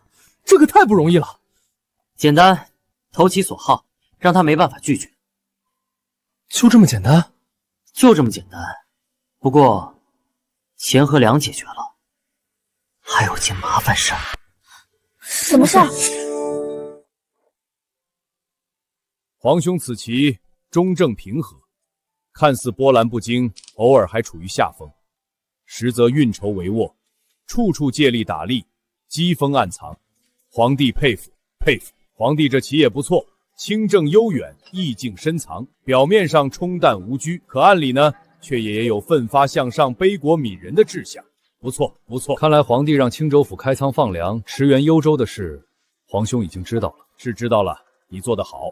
不过朕却知道，你可不全是看秦风的面子，早在暗里你就安排放粮了，只是因为种种缘故，一直不得成行。是，灾年生乱，马匪横行，那些马匪占着交通要道，地势险峻，哪怕是派兵镇压，都奈何不了他们，所以一直未能成功。皇帝愚钝，还望皇兄莫要见怪。无妨，你能放粮已是天大的恩德。外人都说你冷漠，实在只有朕知道你是外冷内热，心系天下呀。有皇兄此言，皇帝死而无憾。只是这马匪之事又该如何解决？你就不要操心了。若是事实都要咱们来考虑，那还立什么储君？还考验他们什么？让他们小辈自己想办法解决吧。咱们兄弟二人好久不见了，只下棋还是少些意思。咱们李家先祖马上得天下，如今天下太平，武备可不能松弛。你我再比上一场，如何呀？全听皇兄安排。咱们就比射箭。为兄好运，前些日子得了一把特别好的小弩，拿来比试，可不要说为兄欺负你哦。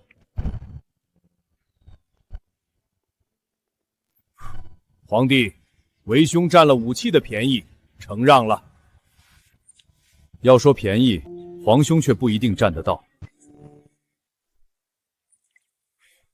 皇兄，我也有一把特别好的小弩，承让。秦风送的，放眼天下，也只有秦风做得出这精巧的物事。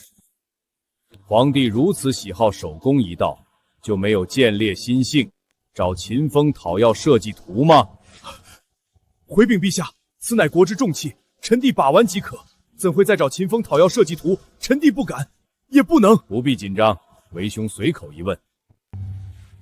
老三啊，咱们兄弟几人你是最聪明的，有所为有所不为的道理，不需要朕教你，对不对？皇兄，教训的是。好了，你青州放粮，朕也不能亏你。你去户部找唐本善，提200万两现银，这粮就当朕买你的。皇兄，倒也不必。哎，家事是家事，国事是国事，不能混为一谈。若是唐本善不肯给，你就拿枪抵着他的头，朕倒要看看他有没有这个胆子。皇兄，倒也不必。哎，家事是家事，国事是国事，不能混为一谈。至于马匪，就让秦风那小家子自己想办法吧。相公，你就别卖关子了，快说嘛！你担心的，无非就是马匪。是啊，马匪的事儿，当真有些难办。有什么难办的？让秦叔叔派兵不就好了？有那么简单？我还会发愁？那些马匪都是流民，幽州又在下辽边境，打一枪换一个地方。别说如今交通阻塞，大军进不去，就是进得去，又去哪儿抓人？难办啊，难办。秦风，你出来一下，我有话跟你说。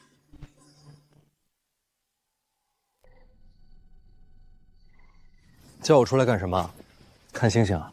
你说，这天上的星星都是什么呢？为什么它们挂在天上不会掉下来？为什么它们会发光，能让我们看到呢？这你就不懂了吧？这些发光的呀，叫恒星。至于为什么发光呢？这就涉及到……算了，现在跟你讲这些，你也不懂。是啊，我不懂，但我好羡慕你懂。羡慕？更准确的说，是钦佩，或者崇拜。你虽然是中原人，但是你比我们辽国男人更有男子气概。你说这个我还真不好反驳你。哎，说到这儿，我想起一辈古人来了。说说看。昔年夏辽两国交战，我朝大将杨延顺兵败诈死，失落辽国，改名换姓，意欲阴遣回朝。不料想阴差阳错，被你国陛下招赘驸马。7年后，杨延顺之父挂帅再战辽国，杨延顺意图盗令出关见父，却被齐家青莲公主看破行踪，识破身份。你猜杨延顺结局怎样？怎样？青莲公主将自己与杨延顺的一双儿女摔杀驸马府，又将杨延顺绳滚索绑于银安殿，被你国皇帝当堂斩杀，血溅金銮。你精通文史，博览群书，想必我的意思你能听明白。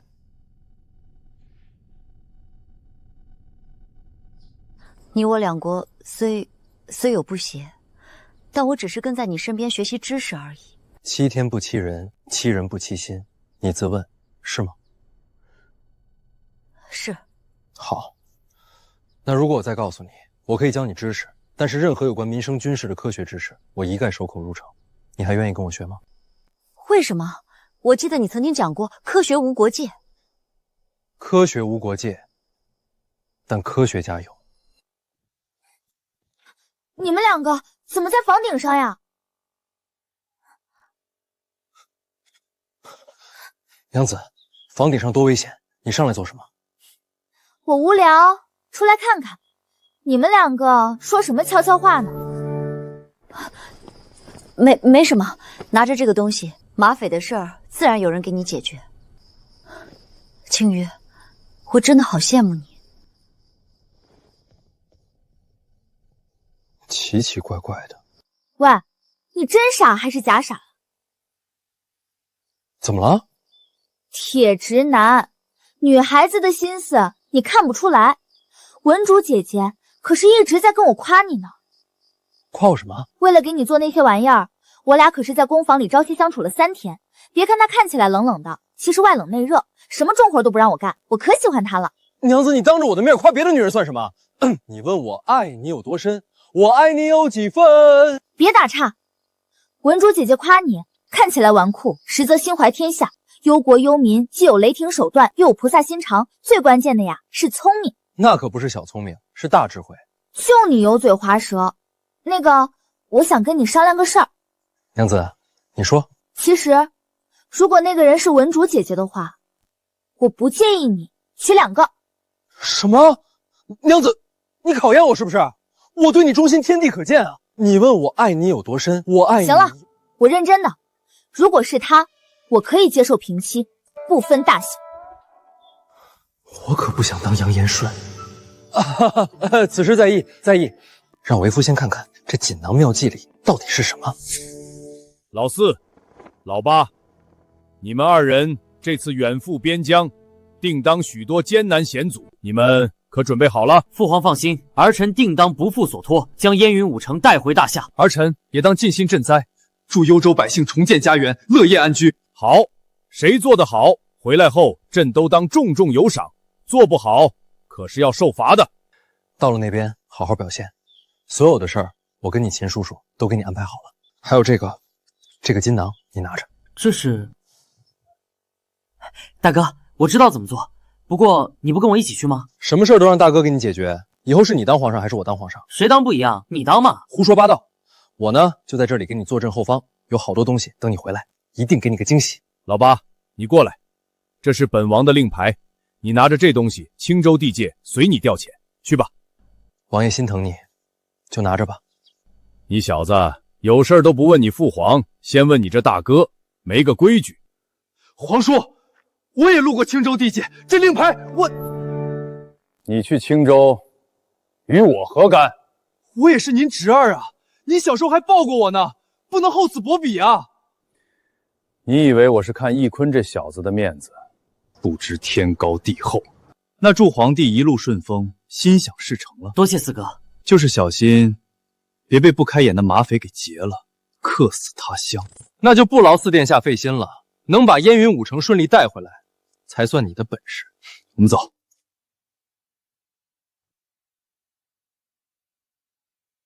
我走了，去吧。这些设计也是现在的材料水平能够做到的极限了。老八，老八，你就等着当上储君之后，哥是怎么让你当上1代贤君的。秦风，为什么你是大夏的世子，我却是大辽的公主？青鱼，我路过而已，我走了，对不起。别走嘛，姐姐，咱们姐妹说点悄悄话。什么话？你想不想也嫁给我相公啊？完美。忙了这么多天，冷落我娘子了。今天晚上该交作业了。不许动！打劫！好，不动，我怕了。今天晚上想不想跟我玩个游戏？游戏好啊，游戏得玩啊。不知道娘子要怎么玩呢？来抓我呀！抓到我，今晚想怎么样都可以。小东西，那我可要化身色中恶鬼，把你狠狠吃掉了。哈哈哈，被我抓到了吧？娘子，今天的香粉怎么换了一种？不许摘眼罩，你要是摘了，我就不跟你玩了。好，不摘不摘。嘿嘿，老夫老妻了，还这么羞涩。娘子，我来了。不对，青鱼是标准的小学生身材，哪会有这么翘的屁股？你怎么在这儿？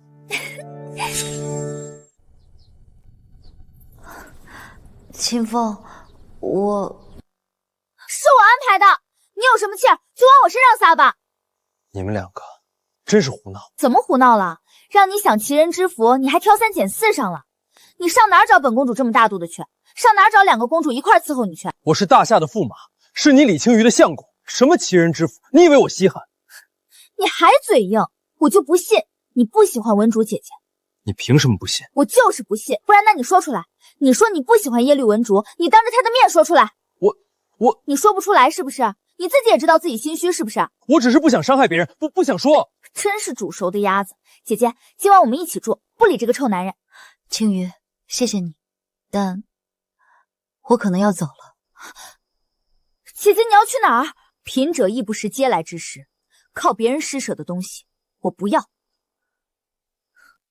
我会给你一份你拒绝不了的嫁妆，到时候由不得你。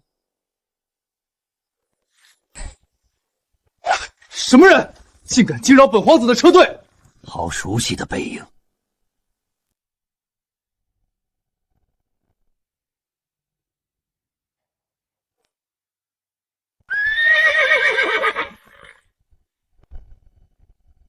公主，传我手谕，在本公主到达燕云之前，谁也不许将燕云5城送给李承乾。奇怪，怎么我大夏派皇子出使，辽国竟然连个迎接的人都没有？嗨，蛮夷之国不懂礼数，实属正常。正常吗？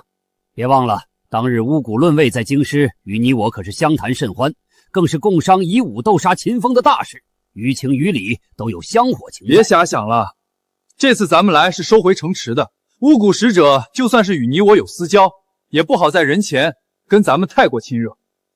走吧。大夏使团到。巫蛊国师，一别多日不见，本皇子甚是想念呐。哎呀，国师，你看本皇子这脑子，怎么把给诸位带的礼物给忘了？拿上来。国师大人，这是我大夏的一点诚意，还请笑纳，不要客气。四殿下还是收回去吧。这次我们是谈国事，拿这些给老夫又是何意啊？国师，这个收起来。巫蛊老兄，咱们也算是老朋友了。当日在京城，咱们共商大事的时候，可也是收了我们20万两呢。怎么现在？林相，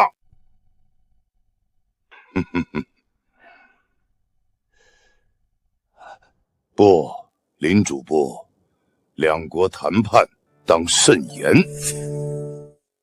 这老东西怎么回事？之前贪财贪得跟什么似的，也是这伙人，见了钱都挪不开眼，现在装得跟258万似的。有鬼！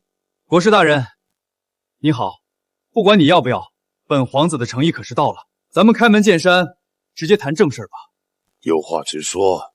之前在大夏赌斗，你们辽国输给我们大夏5座城池，这次来，本皇子就是代表大夏收回这燕云5城。巫蛊国师，拿来吧。不给。你说什么？不给？你们辽国好歹也是大国，怎能如此言而无信？说不给就是不给，大不了打一仗。你们巫蛊老兄，你们大辽如此行事，就不怕九州各国耻笑吗？不怕。咦，五谷论位，你再敢这么滚刀肉，信不信本官一纸状书告到你们皇帝那儿，告你吃拿卡要、贪污受赖、勾结外国，通。通敌叛国。对，通敌叛国。随便。五谷论位，临时毁约，到底是你的意思还是你们皇帝的意思？是本公主的意思。耶律公主，你不是在秦国公府吗？什么时候回的辽国？快马加鞭，风雨兼程，刚好比你早到了1天。更好，你这次回来就是为了搅黄收回燕云5城之事。不然，秦风到底给了你什么好处，让你这么干？本公主自己瞧不上你，跟别人有什么关系？你们辽国好歹也是泱泱大国，你身为一国公主，怎能如此出尔反尔？我蛮夷也。你言而无信，算不得君子。我女子也。你是战也好，和也罢，本公主输的是秦风，又不是你李承乾。这5座城，什么时候轮得到你来收？你这是借口。好啊，本相是看明白了，你们一开始就没想把这5座城交出来。随你怎么想，林主簿。四殿下，咱们走吧。不行，不能走。本皇子若是输了，就做不了储君了。我们拿不回燕云5城，难道八皇子那边就能那么顺利的赈灾放粮？别忘了，还有马匪。对，马匪，那可是连朝廷都奈何不得。老八呀，老八，我做不成储君，你也休想。公主，您真要这么做？老师，您自小看我长大，一定是了解我，对不对？不错，你人定的事情没人能改，就连陛下都不行。那既然如此，老臣就再陪公主任性上一回。多谢老师。你我之间谈什么谢字？陛下那边自有老臣来周旋。只是你说的那些东西，真能让我大辽改天换地，变得和大夏江南一般肥沃吗？也许现在不能，但只要秦风在，一切都有可能。好，有公主这句话，老臣就是被陛下治罪也无憾了。摆驾，准备10重嫁妆，跟本公主一起赴往大夏。是，公主。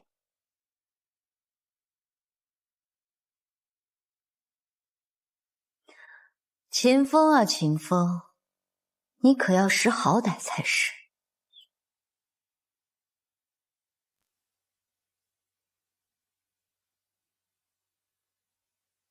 相公，你这又是在画什么图呀？之前那些我还能看得懂，现在怎么越来越看不懂了？这些啊，都跟手枪一样，是了不得的火器。你看这个叫狙击枪，只要架800里开外，一枪干掉鬼子的狙击手。鬼子不重要。再看这个，这叫手榴弹，咬开拉环往前面那么一丢，方圆100丈，人烟断绝啊！这么厉害？这个叫霰弹枪，一枪下去，什么金钟罩、铁布衫，直接轰成烂泥都多余了。哇，那这个是什么呀？这个叫充气。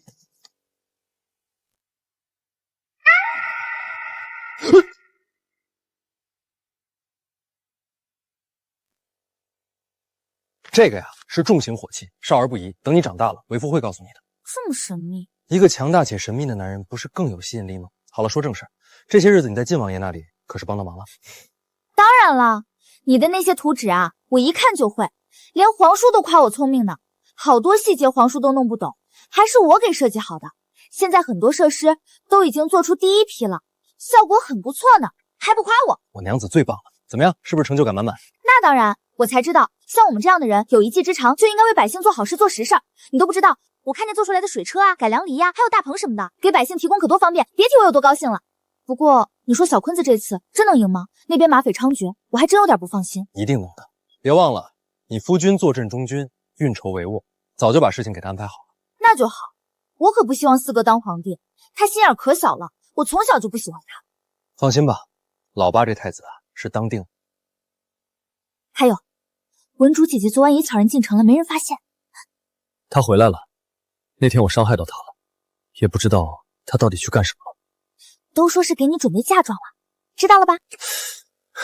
我知道了，算算日子，老八也该回来了。世子，世子，四皇子回来了，陛下急召您进宫。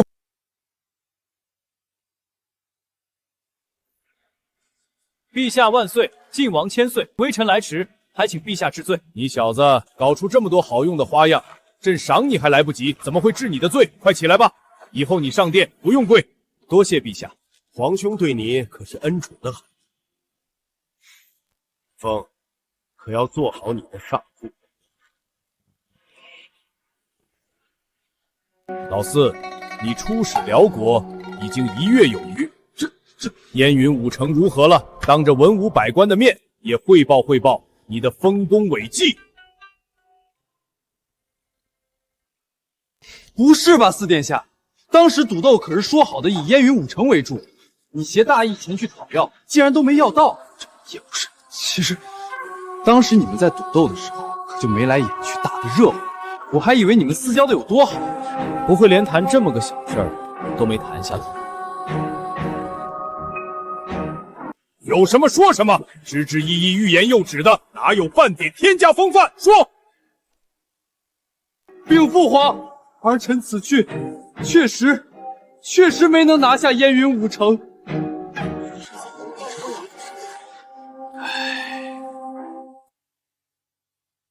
你说什么？你们去了这么多人，带了这么多诚意，还有当日的赌约为证，就这样都没能拿回燕云武城。父皇，你听我解释啊！父皇，本来我跟五谷伦卫那老东西都谈得好好的，谁知道那辽国公主耶律文竹不知什么时候来了，硬是耍赖不给，儿臣也没办法呀！放屁！这朝野上下谁不知道，辽国公主此刻就在秦国公府跟着秦风学习。是秦风和那北蛮子串通的，是他硬要拦着我大夏收复故土啊！父皇，说你放屁，你还连环上了是吧？我要是想拦着，一开始就不会拿燕云武城做赌注。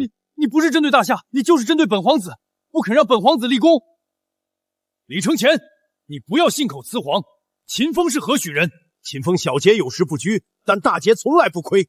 他若是为了一己私仇，就处处使手段。你回来的路上也得坐轮椅。皇叔，你怎么胳膊肘往外拐啊？哼，本王胳膊肘往外拐，笑话！本王只朝里拐，这不过这个理是道理的理。你还想栽赃陷害秦风和辽国公主？秦风，你去把耶律公主请来，让这个逆子彻底死心。不必了，陛下。本公主恭候多时了。姐姐，我好想你。我也想你。舟车劳顿，辛苦你了。不辛苦，摊上你，命苦。四殿下自己拿不下燕云武城，反而怪在本公主头上。你暗度陈仓，非君子所为。他女子，女子怎么了？书都读狗肚子里去了。他蛮夷也。四殿下，千万要冷静，现在事情还没到绝境，幽州马匪绝非八皇子所能解决。现在秦松林等人又去镇压南越，更无兵力可用，他赈灾一定不顺。是啊，说不定钱粮早就被马匪抢走了，让秦风他们的算计落一场空。对，我赢不了，他也别想赢。马匪那边没问题吧？一定没问题。好，那本皇子可就拭目以待了。八皇子回宫，快让老八进来。儿臣叩见父皇，吾皇万岁。快起来，给朕说说幽州一行结果如何？回禀父皇，儿臣信不辱命，已经让幽州水灾彻底平复，钱粮均已经安置到位，现在幽州百废待兴，欣欣向荣。好，不过你说幽州水灾已经平复，何以证明啊？拿上来。父皇，这些便是这1月余儿臣治理幽州的账簿明细，到底是真是假，父皇派人一验便知。好啊，账目清晰，来往合理，若不是真的做了实事，万万编不出这样的账簿。不错，老八，你做得很好。是父皇和皇叔教导的好，大哥，谢谢你。咱们兄弟谈什么谢字？要谢就谢你六姐，还有你，文竹姐姐。你有没有发现，老八出去这一趟长大了不少？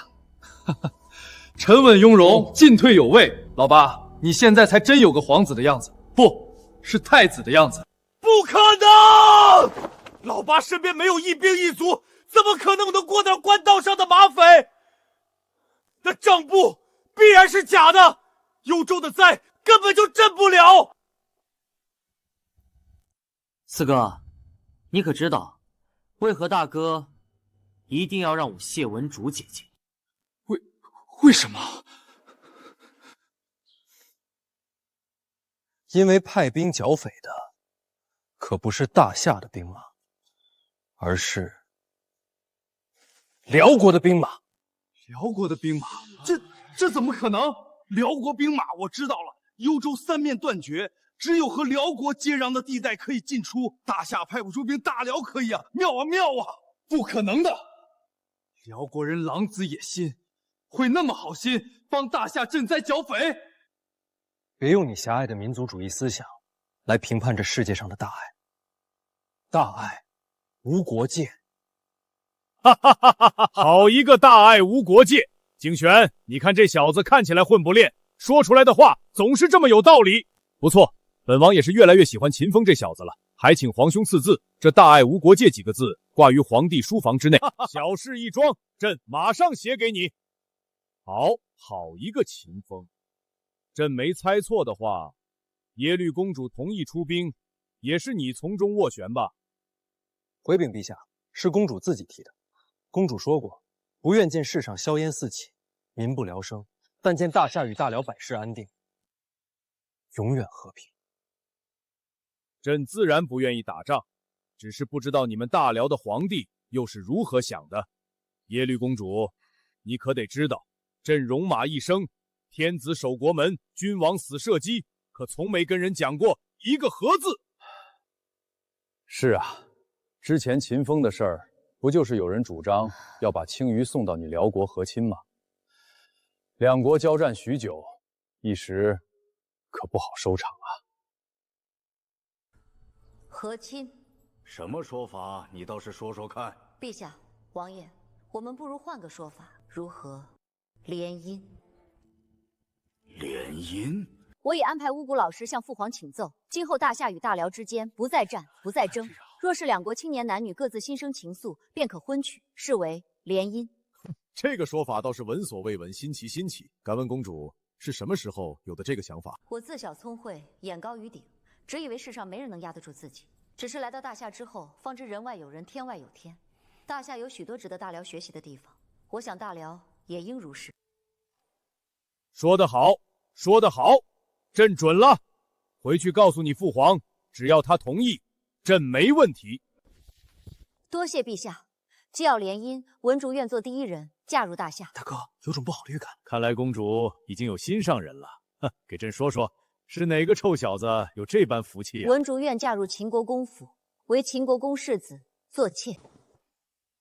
什么？说你去准备嫁妆了，我还没当回事儿，你来真的？你知不知道，秦风是朕的驸马，是青羽的相公。文竹愿意做妾，换言之，只要能和秦国公世子一起，别说是妾，就是通房，那又如何？父皇，您别生气，让文竹姐姐嫁过来是儿臣提出来的，而且儿臣也不要文竹姐姐做妾，要做平妻。还要平妻？青羽，你别胡闹！儿臣没有胡闹。父皇，您不是女人，不懂我们女儿家的心思。秦风，你有何话说？微臣听老婆的。你小子，好！哼，先说正事。老八，你赈灾有功，按照约定，朕就立你做储君。3日之后，朕会举办立储大典，正式册封你为太子。多谢父皇，儿臣定不负所托。但在这之前，还有一件事得先安排了。还有件事。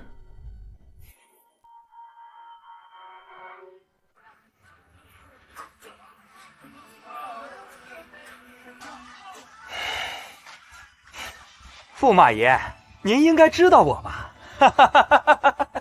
天启3年，我是状元。上次您结婚，给您上了1000两贺礼。礼部的王氏了，那本世子不能忘。对，驸马爷，我上次送了2000两，这次3000两。李举事还是那么一表人才。世子，我又送了200两。那本驸马想不起来了。哎呀，本驸马不记仇。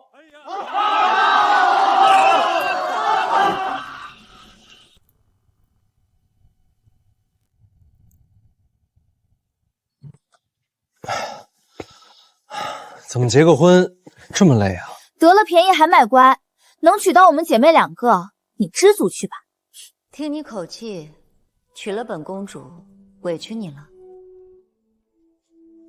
不委屈，不委屈，一点都不委屈。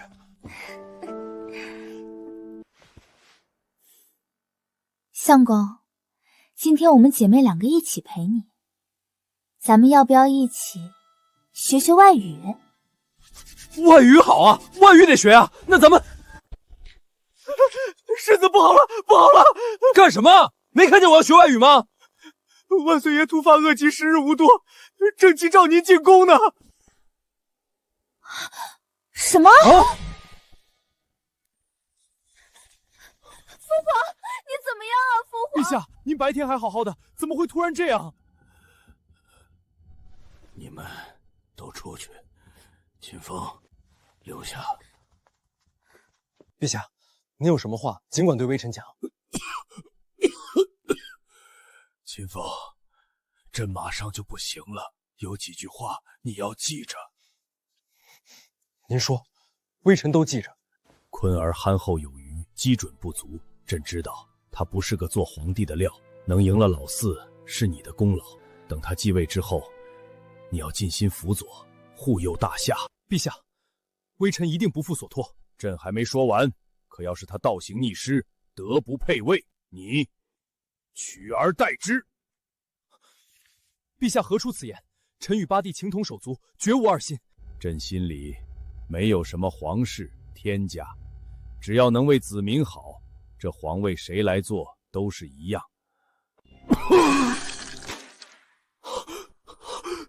陛下，吾知仁德，可谓尧舜。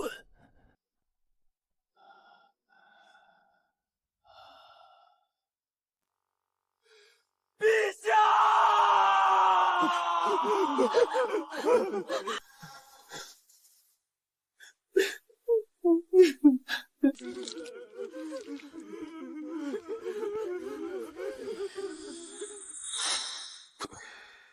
是毒？什么毒？谁干的？谁得意最大，谁嫌疑最大。3天后立处大殿，立长不立幼，陛下横死。不好，是李承乾，他要篡位夺权。什么？四哥，他可是父皇最宠的儿子，他怎么会？很有可能，自古皇权无父子，他眼见大势已去，绝不肯坐以待毙，所以毒杀皇兄，意图篡位。下一个死的就是翊坤，绝不能让他得逞。王爷娘子，你们在这儿操持陛下后事，其他的事我来处理去。秦帅出征在外，京师防备空虚，京城守将又是李承乾的人，你拿什么跟他们斗？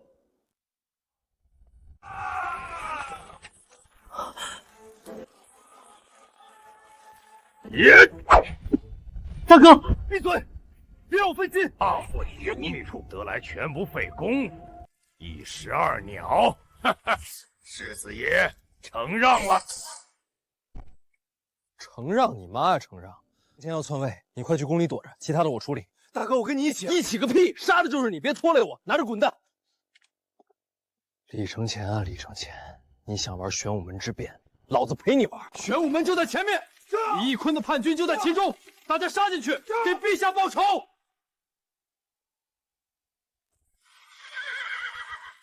前方何人？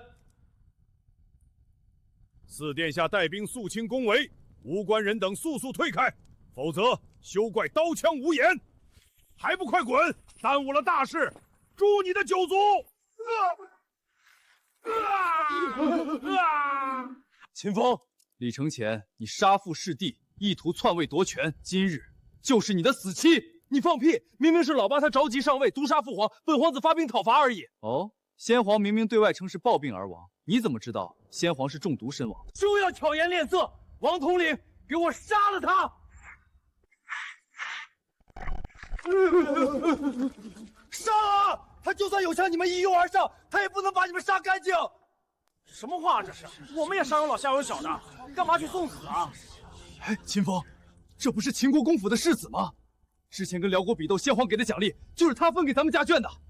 王统领，这都是你的兵，让他们别受蛊惑，快杀了他，冲进去！四殿下，下官觉得还是先弄清楚比较好。有什么清不清楚的？你们还信不过本皇子不成？当然信不过你。你自己拍着良心想想，你平日里对兵士们如何，本世子对兵士们又如何？你也可以问他们到底信谁？我们信世子，对我们好，不会骗我们的。张义是另有保你，我们不干。你懂吗？废。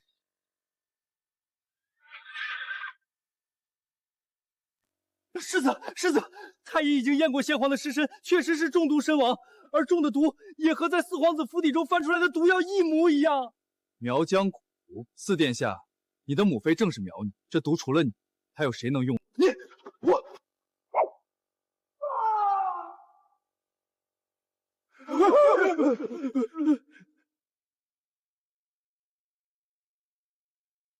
天启28年，四皇子李承乾杀父弑弟，阴谋篡位，却被齐国公世子秦风斩杀。大夏得以国祚延绵，太子李义坤即位，年号乾德。新皇即位，大赦天下，更封秦国公世子秦风为镇北王，统领幽州、延州、冀州3地。殿前不下马，上朝不下跪，一切以礼，与皇帝等同。一时间风光无两，权震天下，行掌天下权，醉卧美人膝，惬意惬意啊！哈哈，你小子混得可以啊！你老爹刚回来，你这爵位就比你爹还高了。怎么，以后是不是你爹见了你也得尊称一声王爷呀？哎，咱们爷儿俩谁跟谁啊？以后咱们各论各的，你管我叫王爷，我管你叫爹。臭小子，我打死你！